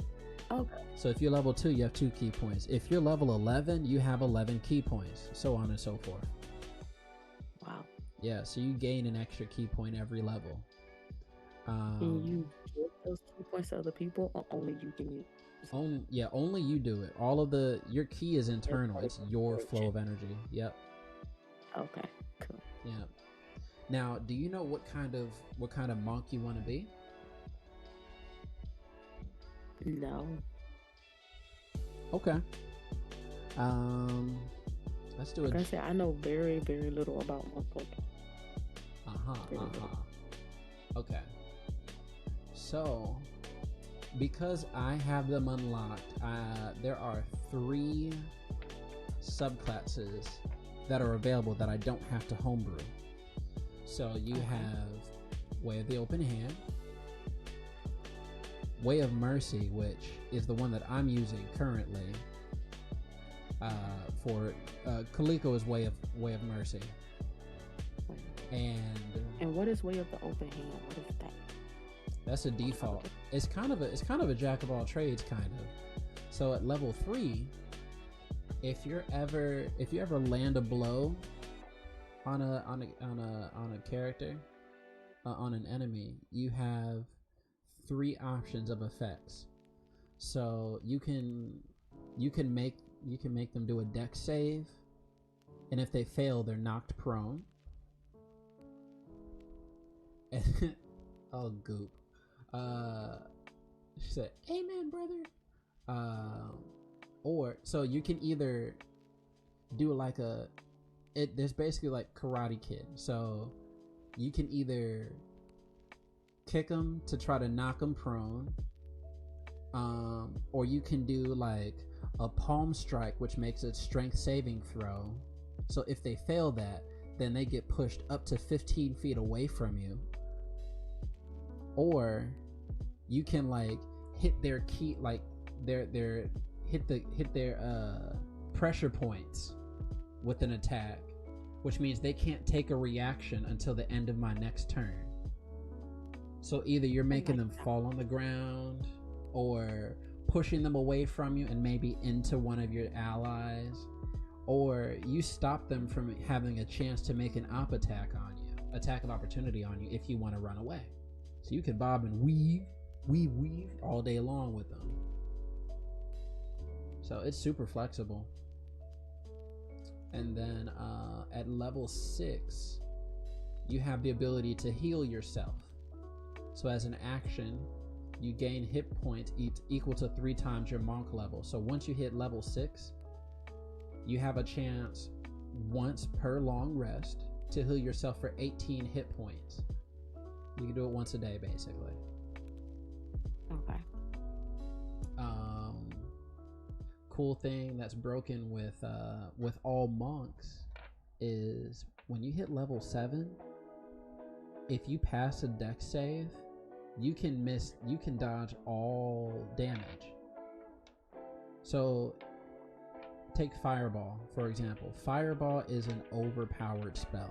Super powerful because you either take full damage or you take half damage normally.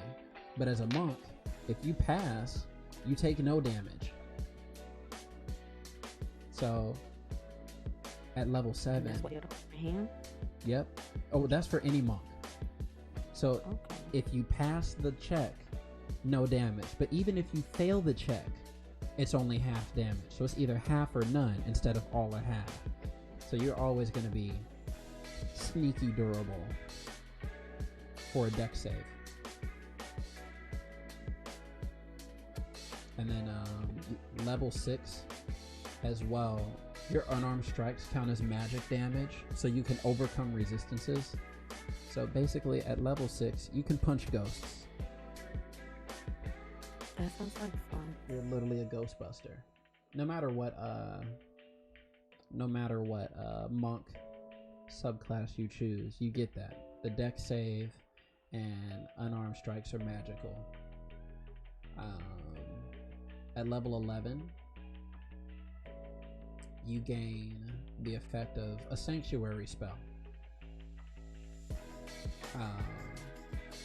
until the next long rest. So that means with ranged attacks, if somebody tries to hit you with range,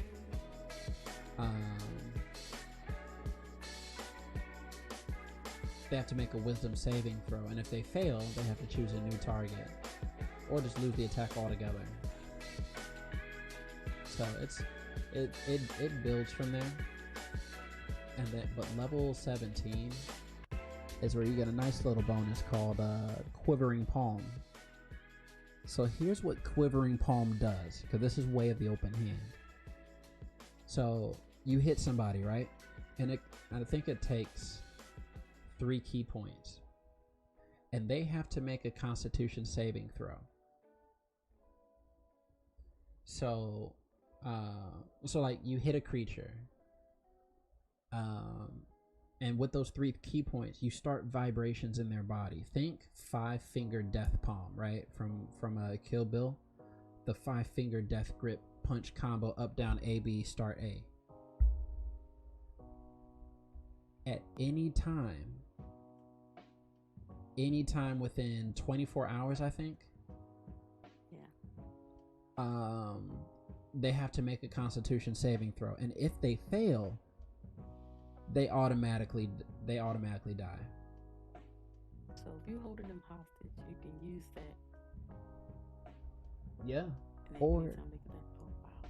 Or if you get that lucky strike, you get that lucky hit on the boss, you spend your 3 key points. It's later on in the battle, most of your teammates are down, and he's about to swing and kill one of your teammates. Use your action, make that Constitution saving throw. And if he fails, 0 hit points, you win.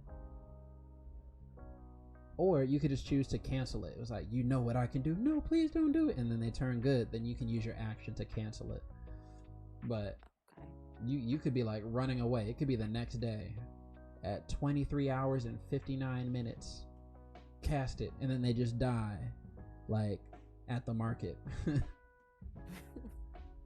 So Way of the Open Hand is dope. It's just the default class. So of course I played it when I was like, oh, as a monk, I didn't know that there were other classes. I was like, oh, I gotta get books. Ugh. So I branched out, but it's a solid class to start, so you can learn. Because the other ones too, they kind of build off of that. I mean, I don't mind that one. It sounds decent. Decent. Okay. It's always a good start. Yeah. Okay. Gotta start somewhere. That means I gotta explain the other two. Okay. So Way of Mercy, you become essentially an angel of death. What do I mean by that? Wow. That means let's talk at level 3. So level 3, you get a doctor's mask that you put over your face. You can choose to put it on or just have it.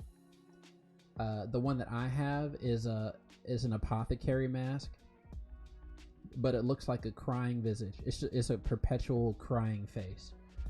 Now, Way of Mercy essentially is life and death are in your hands.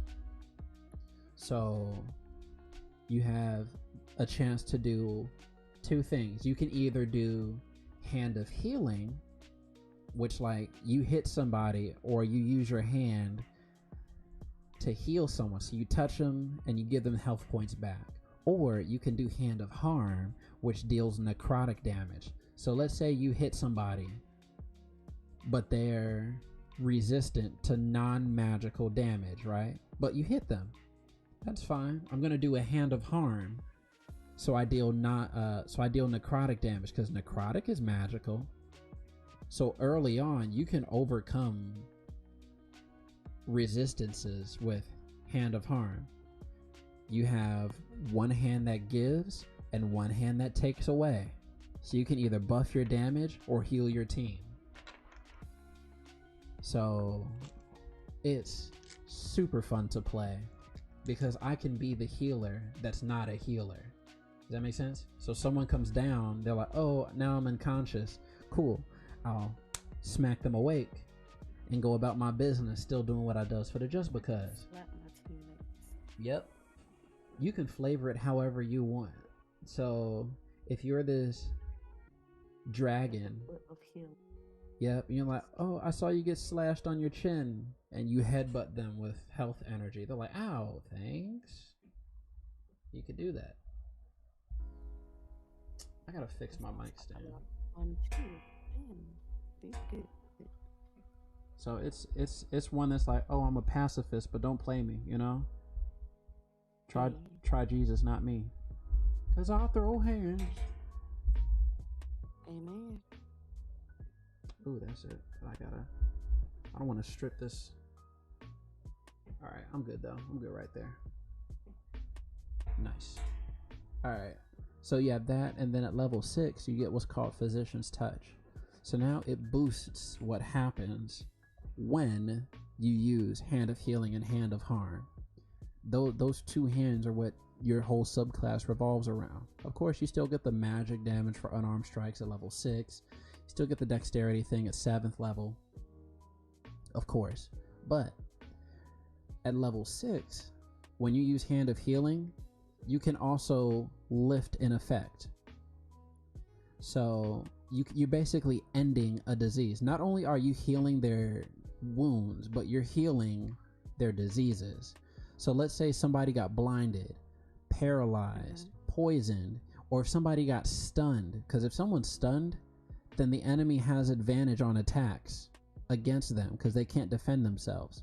It's just like knocking someone prone. So if you, hey, come on, smack them awake, then you just saved their life for, more or less. Or you at least gave them a chance to live.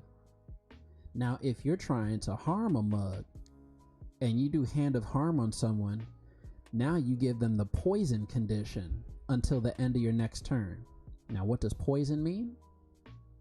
Poison means that a creature has disadvantage on attack rolls and ability checks. Not saving throws, though. But that person poison has like that poison coursing through their veins, so it's harder for them to hit. So now they're at disadvantage until the end of your next turn.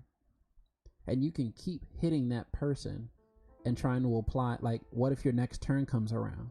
Then you can hit them again and then poison them again. You can continue to do that if you wanted to. Now at 11th level, also at level 6, I think.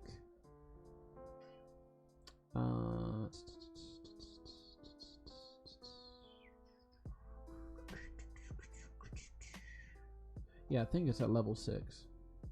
No, maybe it might also be at level 3. I'm looking for something specific. Give me a second.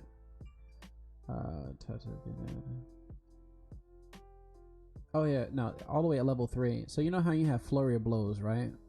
Flurry of Blows is 2 unarmed strikes.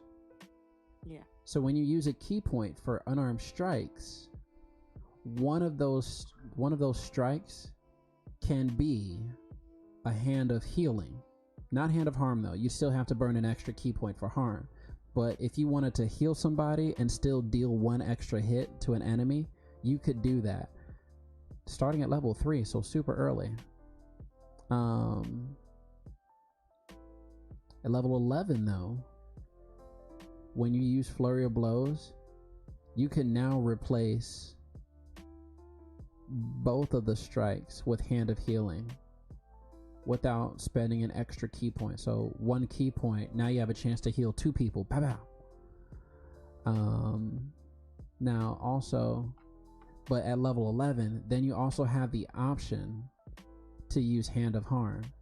So the coolest thing is, if you do Flurry of Blows, 1 hand can glow green, 1 hand can go black, and you can punch your enemy and your ally at the same time, and one of them gets healed, the other one gets hurt. That's at level 11. And then level 17, you basically you mastered life energy. So as an action, you can touch the corpse of something that died and spend 5 key points. So it returns to life.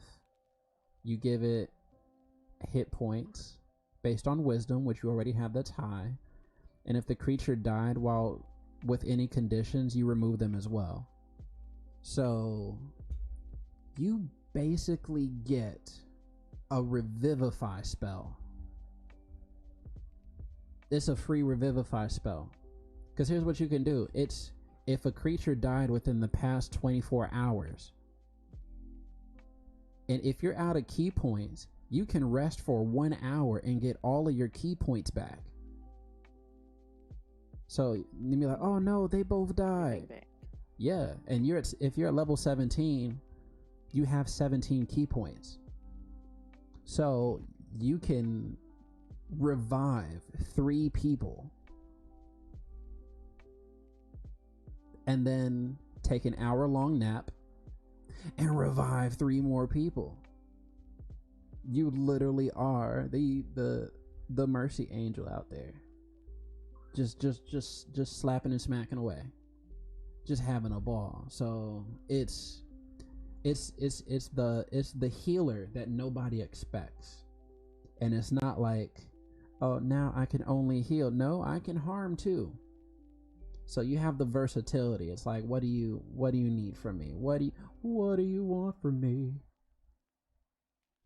So the way I flavored it was I had a coin that I would flip. So it was like either order or chaos. I'm either healing on purpose or I'm accidentally dealing necrotic damage. Like I didn't even know what I was gonna do for the day. You know what I mean? So it was cool. It's cool to do and see. Cause it was frustrating if I'm like, oh, I'm gonna deal the killing blow, and then I accidentally healed the final boss, because that's just how coins work. So you might not want to dip that far into that, but if you're starting out, but if you're starting out as a monk, and it's like, hey, they taught me how to, you know, kind of give and take away. There's an ebb and a flow, right? Yeah.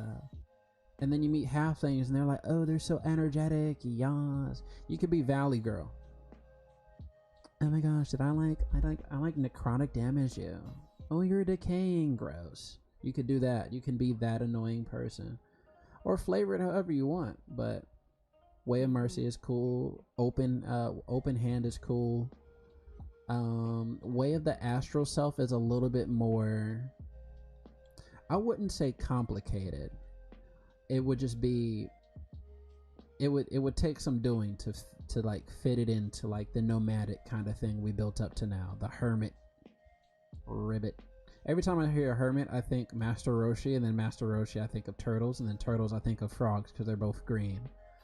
I just brought you through the train of thought. Cooler than frogs. Facts. Because it wasn't Teenage Mutant Ninja Tadpoles. Come on now. I'm just, you know, it's just supporting what you said. We on the same page. Just there you go. Lord. So now, Way of the Astral Self. Way of the Open Hand is like the martial artist, right? They be fighting. Way of Mercy is like angel on the battlefield that's like, it can give and take life. Like life and death is in my hands. Way of the Astral Self is like you're summoning your spirit animal. It's like your inner self. So Astral Self is more like you were taught that your true self lies in the spiritual energy from within you that you can manipulate. So your spirit energy is your quote unquote true self. Why do I say that? Well, I'm glad that you asked. So at level 3, you get your arms of the astral self, and you can flavor those however you like it. I haven't made a Way of the Astral Self yet. I bought it though, so I can. But so when you summon your arms, a couple cool things happen.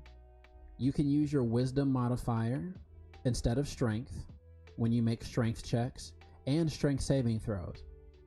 So if you did Way of the Astral Self, it's a good thing that we didn't overinvest in strength, because you're going to be using wisdom instead of dex for those anyway.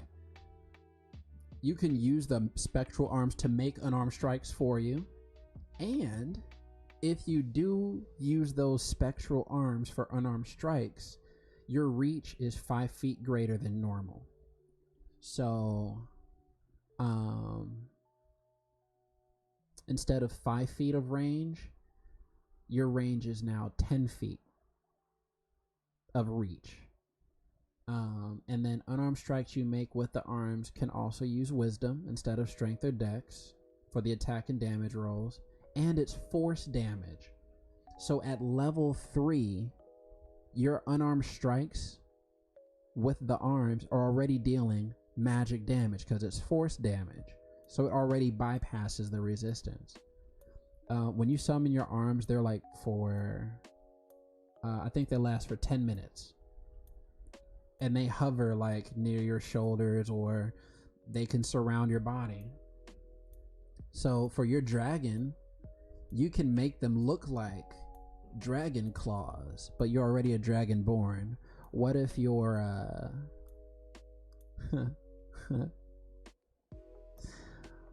what if your dragonborn is intentionally this overbearing like creature, but you summon your astral self, and it's you know, you have you got the cat paws.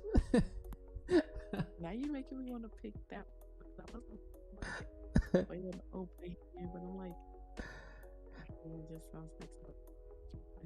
I'm just saying, you got your options. So, at all three of these, a monk is so versatile. The monk subclass in itself is the jack of all trades. So if the question is, in a fight, am I supposed to be in the front line or am I supposed to be in the back line? A monk says yes and no. We don't answer them questions because we bob and weave. When you're at once you hit level 5 and you can stunning strike, everybody's going to expect you to burn your key points for stunning strike. But sometimes you might just want to summon your arms and just go all over the map. You know what I mean? It's up to you. Because what all of the classes, just about all the classes except for maybe barbarian being the exception, most people have to learn the hard way resource management. And by resource management, I mean when you run out of key points, all you have at level 3, you can punch. That's it. Or, quarterstaff, unarmed strike. I mean, you can hit twice, but they're D6 and D8.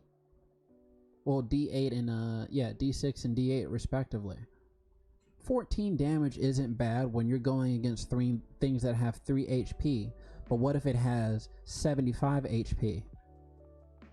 And your character is exhausted. So it's like, okay, tap, but I can't even stun them. You just become bait. Unless you have a short bow. So that's for monks. Druids and warlocks. Well, druids are different because you can turn into something melee after you're done casting your spells. They're super versatile too. But people have trouble, warlocks and sorcerers in particular, and wizards even, where they're like, I have all of these super powerful spells, and then they use all their slots. Now they're stuck with first level spells in a level 11 mission where they're like, I'm out. All I have are my cantrips now. Like, that's why you have cantrips. So even if you're tapped, you can still do something until you can find a place to rest. So for monks, it's especially tricky. But Way of the Astral Self gives you the most time. You can summon your arms and you don't have to worry about, does this deal magic damage or not?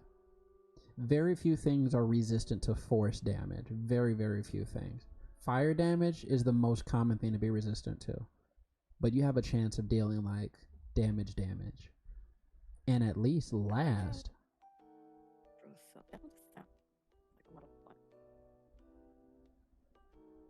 What happened? It kind of cut out. I said, Weight of the Astral Self sounds like a lot of fun. Oh, it is. It is. And if you pick this, you'd be doing it before I even get a chance to try it. Like, I've seen someone do it on a server that I used to be on called Blue Hoods. We had a few monks, and I just didn't want to pick the monk that everybody had. Right, so I started off with Way of the Open Hand, but I was like, that's basic. Let me pick something else. Let me try something new. They already had Way of Shadow. I was like, never mind. They already had a Way of the Astral Self, which looked like so much fun. I got jealous. That's why I remade my character. Nobody picked Way of the Sun Soul, but I was like, I'm too low of a level to really push it, because it's really easy to run out. You're basically like a caster instead of a monk. It's super ranged. We had a Way of the Kensei, which you're built to get it. You want to channel Way of the Kensei monks, which we don't have on the. I mean, I could show you the list, but it's not an option yet. Way of the Kensei monk, they channel their ki through their weapon, so that's different. But I was like, you know what? Way of mercy, because I'm tired of dying. If I'm about to go down, I can at least heal myself. And it fits really well for my style. I run in, necrotic damage. Oh, now I gotta retreat. Heal me. Go back in. Like, I go in and out. Because when I say crowd control, I'm the one that deals effects.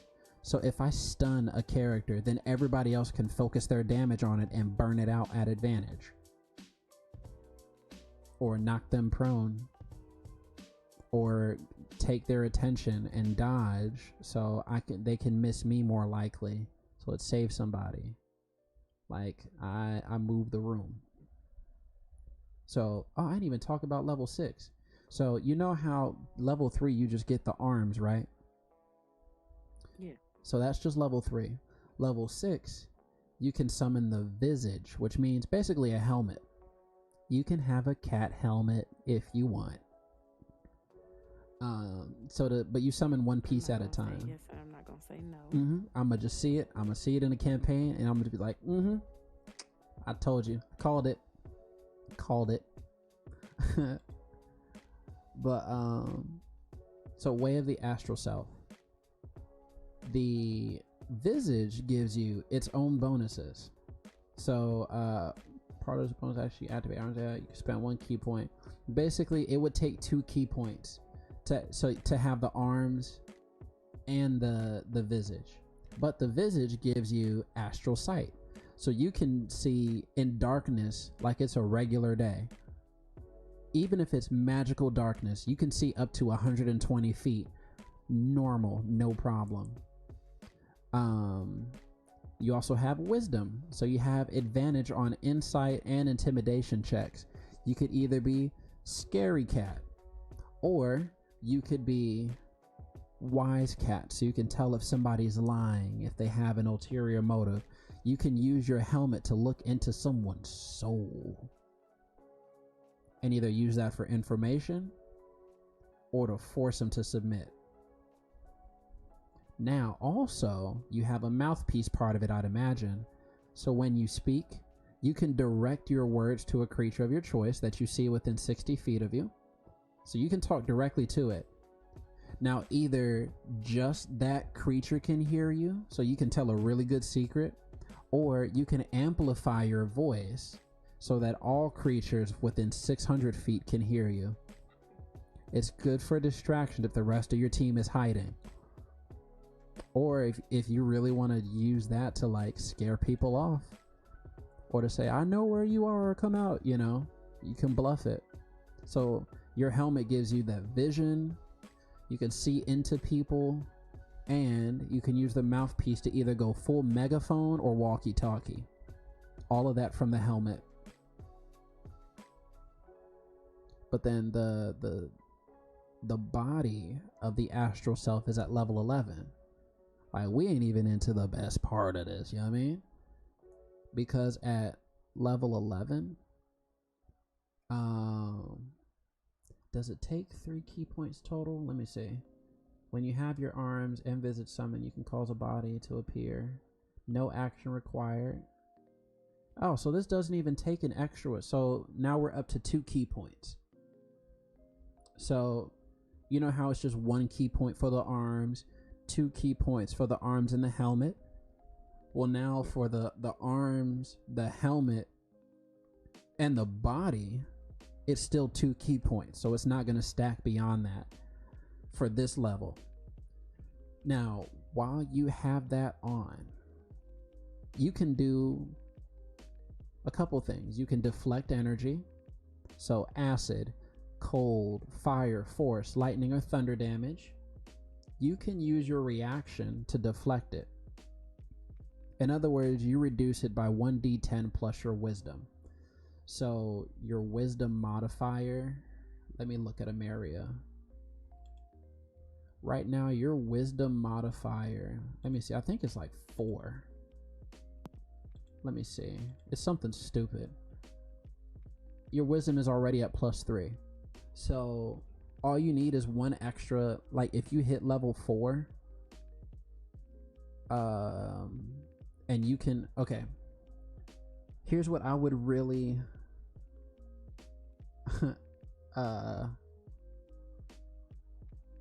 here's what I would what's the word? Here's what I would recommend. I would recommend you go 4 month. Whoops. I used my number pad. There we go. Wait, what time is it? 12:11. Let me tone it down a bit because I think my roommate's trying to sleep. Let me go back to. Oh wait.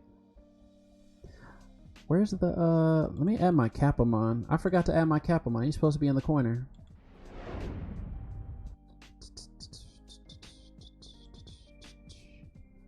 That'll take a good 2 seconds. Where is my Capamon? Yeah, because he says hi to people. There we go.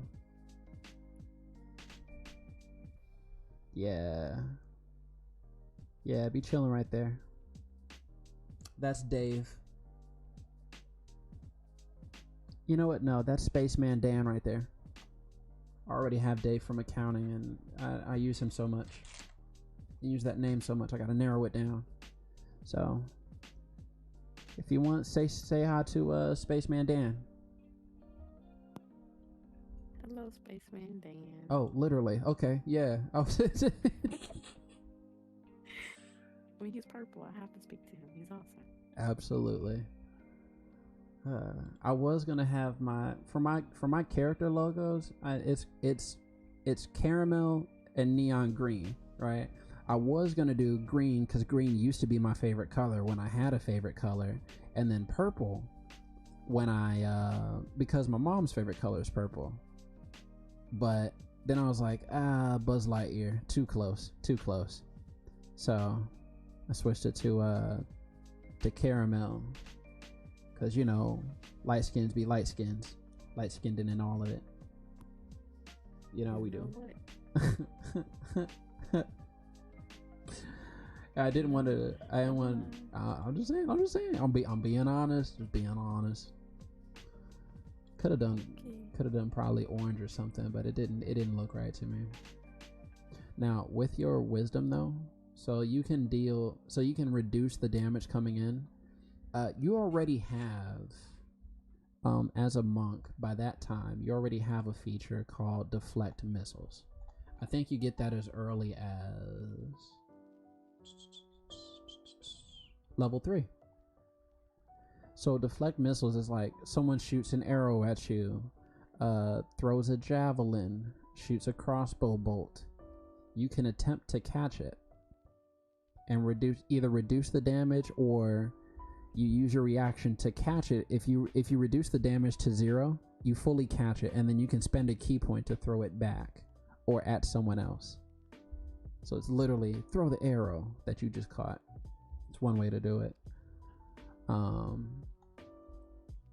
But Astral Self, Visage, when you deflect, now if someone's trying to deal a spell damage to you,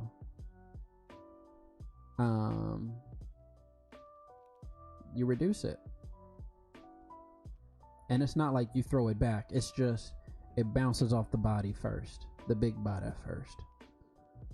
And then once on each of your turns, if you hit them with an arms, you can deal extra damage equal to your martial arts die. What? So instead of doing 1d, what is it, d8 at that time? By level 11, what is it? Yeah, by level 11, you're dealing 2d8 damage with astral strikes. Strikes with your astral arms. Ooh. That's a beautiful thing. And then at level 17, unleashes full potential. Bonus action, you can spend 5 key points. Arms, visage, and body for 10 minutes. Now you can summon all 3 parts in your awakened astral self, and then it gives you +2 to your armor class, and you can hit 3 times for the attack, and you still have, so you can, Okay, so here's what this means. You hit level 17, right? And it's your turn to go. At level 17, let's say you summon your arms, your visage, your body. You have up to 5 hits. And mind you, each of those are 2d8. So you have 1, 2, 3, 4, 5. A minimum. Here's how wide the range is for the damage. Assuming that they all hit, the lowest you can hit deal is 5 damage. But 2d8 is a maximum of 16 per hit. 16 times 5 means you can, at a maximum, deal 90 force damage in one round. And you're rolling 10 die. So you're bound to get an 8. Well, that's just if it's a D8. If you're at level 17, what is it? I take that back. It's a D10. Remember, and if you're using the body of the astral self, it's 2d10. So that's 20. So 20, 40, 60, 8, 100. You can deal potentially 100 damage just by way of the astral self. I'm talking about straight up cat paws. I don't know why I keep doing this, but it makes a lot of sense to me. But cat paws. The whole time. This character in a campaign. I feel like I just sold you on astral self. Yes. All right, cool. I got you. Say less. So we'll keep that in mind.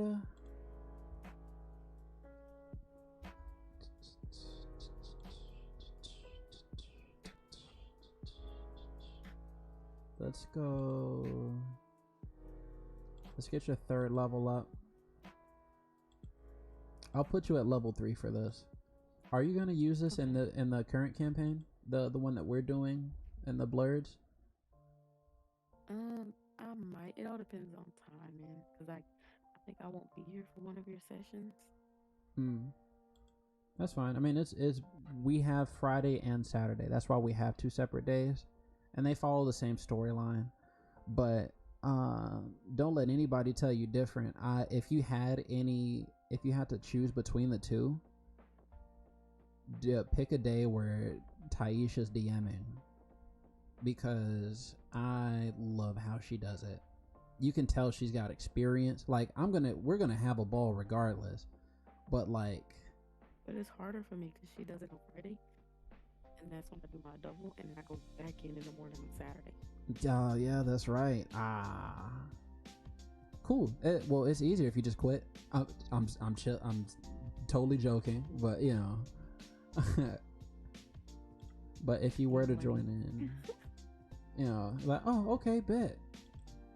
But maybe one day we'll find we might have a weekend that we switch.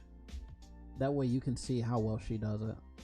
And I don't even have to knock myself to promote her. She's really dope, and I'm learning from her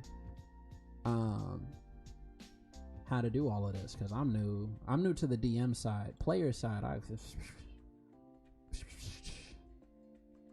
I'd be one-shotting enemies like, oh, whatever, you know, Jerome's in the house, shut your mouth, you know. I should make a Jerome. People are like, oh no, I want to make the elf's name Elfenir or Raquith. I'll make Raekwon, goddamn. Okay, go ahead, make Raekwon. Only because it's got my name in it. There it is, for sure.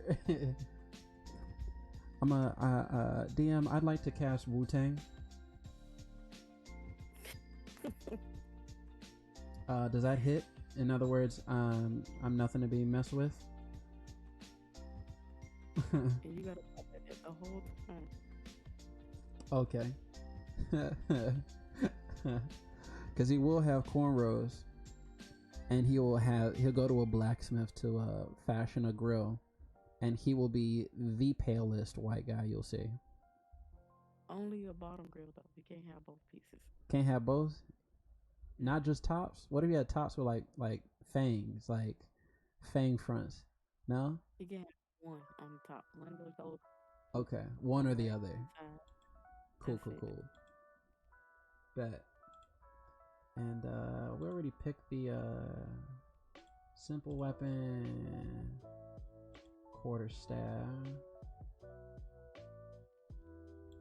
explorer's pack, amulet, prayer wheel. So that's what a prayer wheel is. That's crazy.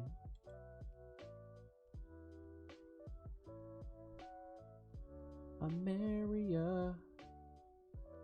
Yeah, with an AC of 16, that's not bad. That is not bad at all. Yours is super well-rounded. Because she's wholesome. Because she's wholesome. Heck to the yeah. I'm super happy with this one.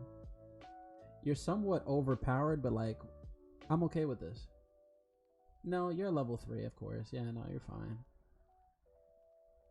I would expect normally for these to be like 16, but we're not doing point buy, so it doesn't matter. You rolled we rolled these together, legit. So let's go into your inventory. You have a boomerang, dagger, dart, quarterstaff. I don't know why I picked a boomerang. It sounded cool. Keep it. It works. Especially for like the druid side of you. Let's just remove these duplicate quarterstaffs though. That ain't the move. Let's see. Dart makes sense. Dagger makes sense. Boomerang, yeah, ain't nothing wrong with that. You can keep it just like that. Just like that, baby, just like that. That's one of my favorite YouTuber people that I learned about Injustice from. Injustice 2, How to Fight. His name was Darius P, and he always talked like that. Hello and welcome. My name is Darius P. I'm gonna show you some combos for Mortal Kombat. He about, all right, you hit down 4-1-3, baby, just like that, just like that. Had a ball listening to him.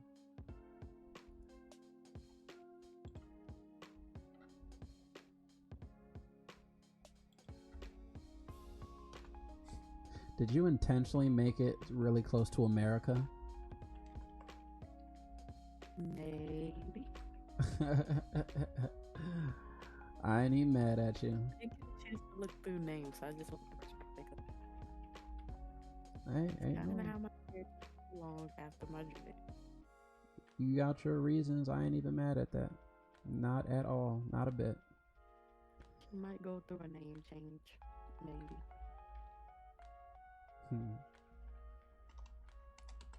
So let's say,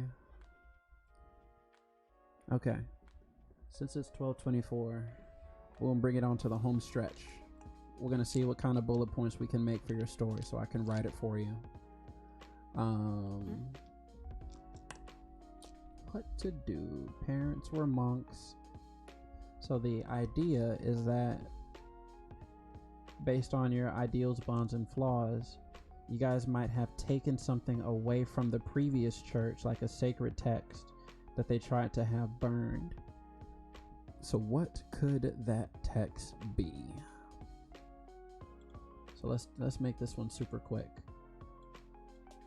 because I can't even tell if I'm being loud anymore. I probably am, so I want to respect space.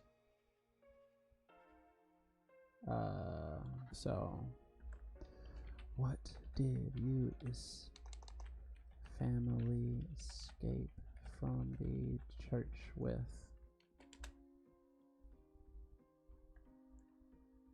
So let's put this in bullet points. Throw out ideas. This is your character. One thing easy. Holy text.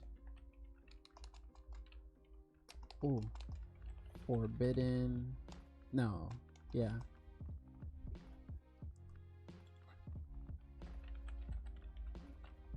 holy book.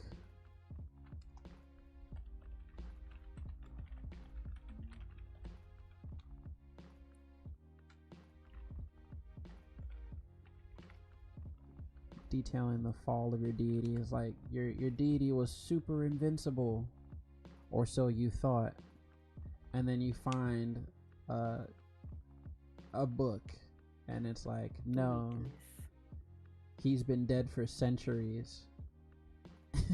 But followers of that temple used the deity's namesake to keep in power. So your parents tried to share the news and were cast out as heretics. That's a pretty straightforward one. You have a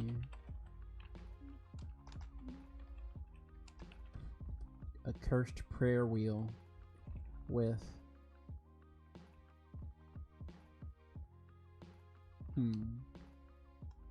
ooh, what if you're just traveling with your mom and your dad is sealed in a cursed prayer wheel? The sacred text. Sacred text for another option? Mm-hmm. Yeah. Okay. It could be in the sacred text on the prayer book. Huh. The sacred text could be on the prayer wheel. Ooh. It's hidden in your prayer wheel. And that's why it doesn't make noise.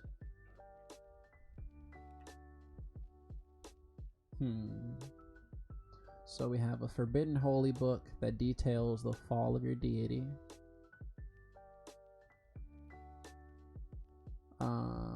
Your dad is sealed in a cursed prayer wheel. Sacred text.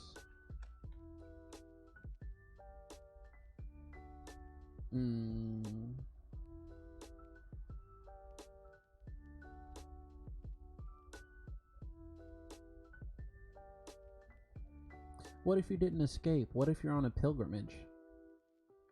You're on a pilgrimage to the sister temple. It could be just, hey, we're peaceful people, but you know, we're on a decade-long pilgrimage to elevate status in the monastery. Sounds good to me. 1, 2, 3, 4. We have 4, right? We need 2 more.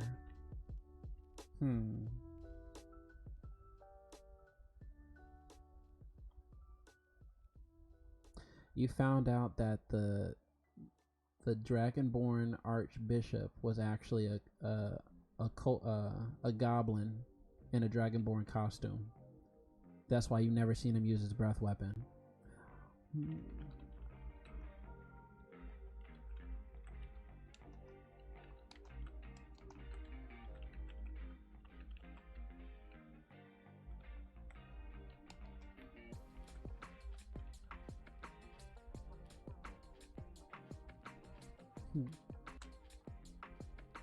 And he tried to ruin your family to hide his secret.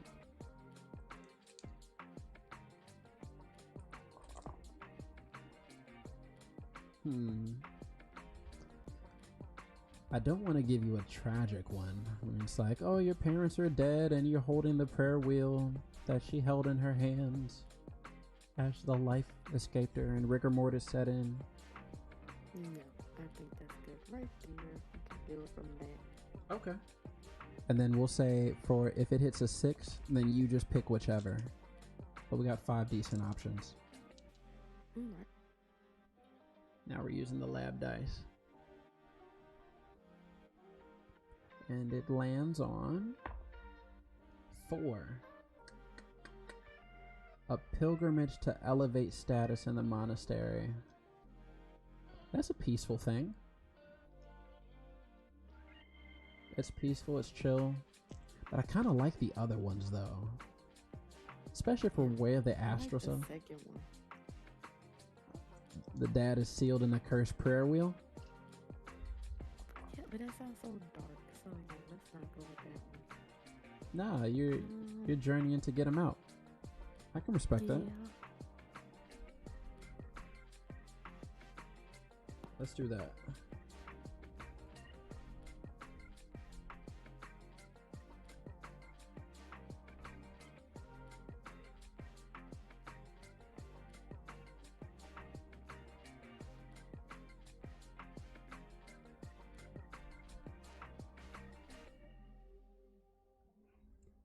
Alright, I made a note in my phone as well for it. So, parents were monks. Control V. Whoops. Control Z. Guess I didn't copy the right copy. Did you copy that? The dad is in the cursed prayer wheel. And when in doubt, you pray it out. People think you're praying, but you're dead ass just talking to your dad. He's like, what do I do, Pops? I love it.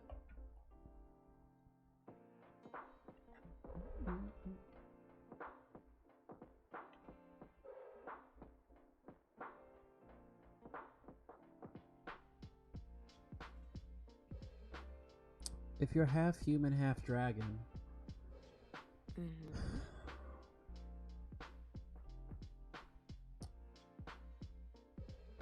what if your human parent got sealed? No, what if the dragon parent got sealed in the prayer wheel for corrupting the bloodline?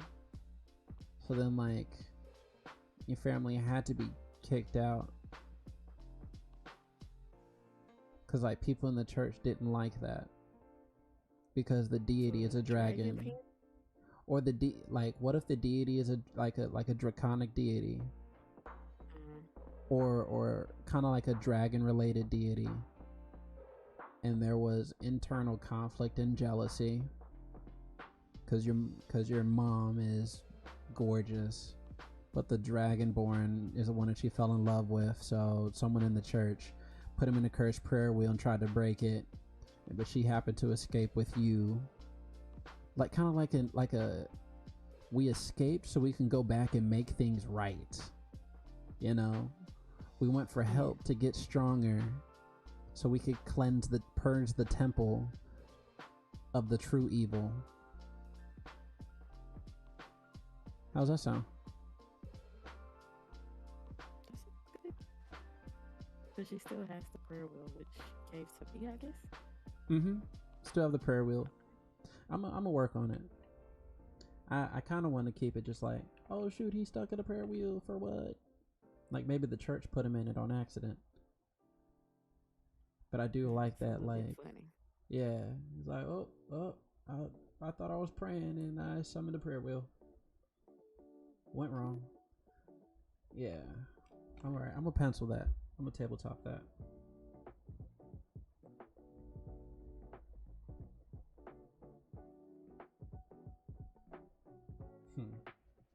Alright, yeah. You know what? This is giving us a lot to think about and a lot to do. So I can't wait to write out all of this stuff, because when we weave these in to the actual story, this is gonna be dope. Like, the story's gonna unfold. That's why we're not doing a preset. I'm at 44 followers. Sorry. But so I'm gonna do stuff off screen. I'm gonna just wrap it up on this end, and then by this time next week I should have most of the stories started. And by stories I mean the stories what's it called, up to when you meet the guild. Everybody should have their backstory, if I'm making it, done probably by the end of this weekend. And And then I have to set stuff up for my session on Saturday. So if you stop through, I would love for you to. I plan to be there Saturday. I just have to make it home to relax after work, and that's what I plan on doing. Right on, right on. But if you wake up at like 6, we won't start until like 8:30, and then get it going from there. So, but That's fine. yeah, so I'll keep you posted, and we'll keep building. We'll be building this. But I'm not gonna lie, I've been up since 7, and I'm surprised I'm not so tired yet. Yeah, I woke up early too. Yeah, so I'll I'm also gonna stream on Thursday, so I'll probably just see you then, or talk to you then. All right. All No right. problem. Be there. All right, night. Good night. Also, good night, V. Sleep well.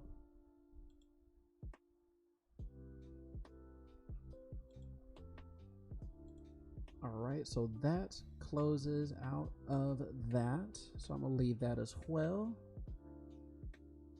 Whew, actually got a lot done. Oh, did I save it? Yep, yeah, I saved it.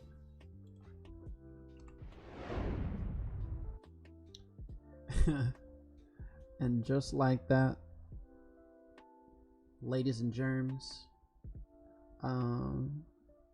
have a lot of refined characters and some good ideas for some stories that I can make, because at the end of the day, the stories are my hobby.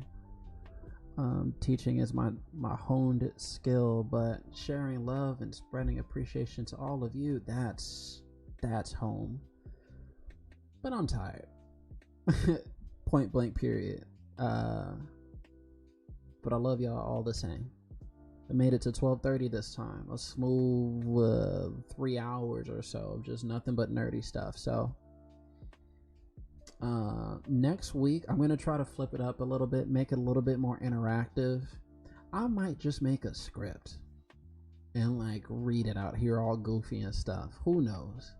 I guess you'll just have to tune in next week for that to find out. But I'll be streaming tomorrow, kind of the regular stuff, maybe streaming a game. But if you haven't been subscribed already, like, share, subscribe. Every little bit counts and matters, and I love you all the same.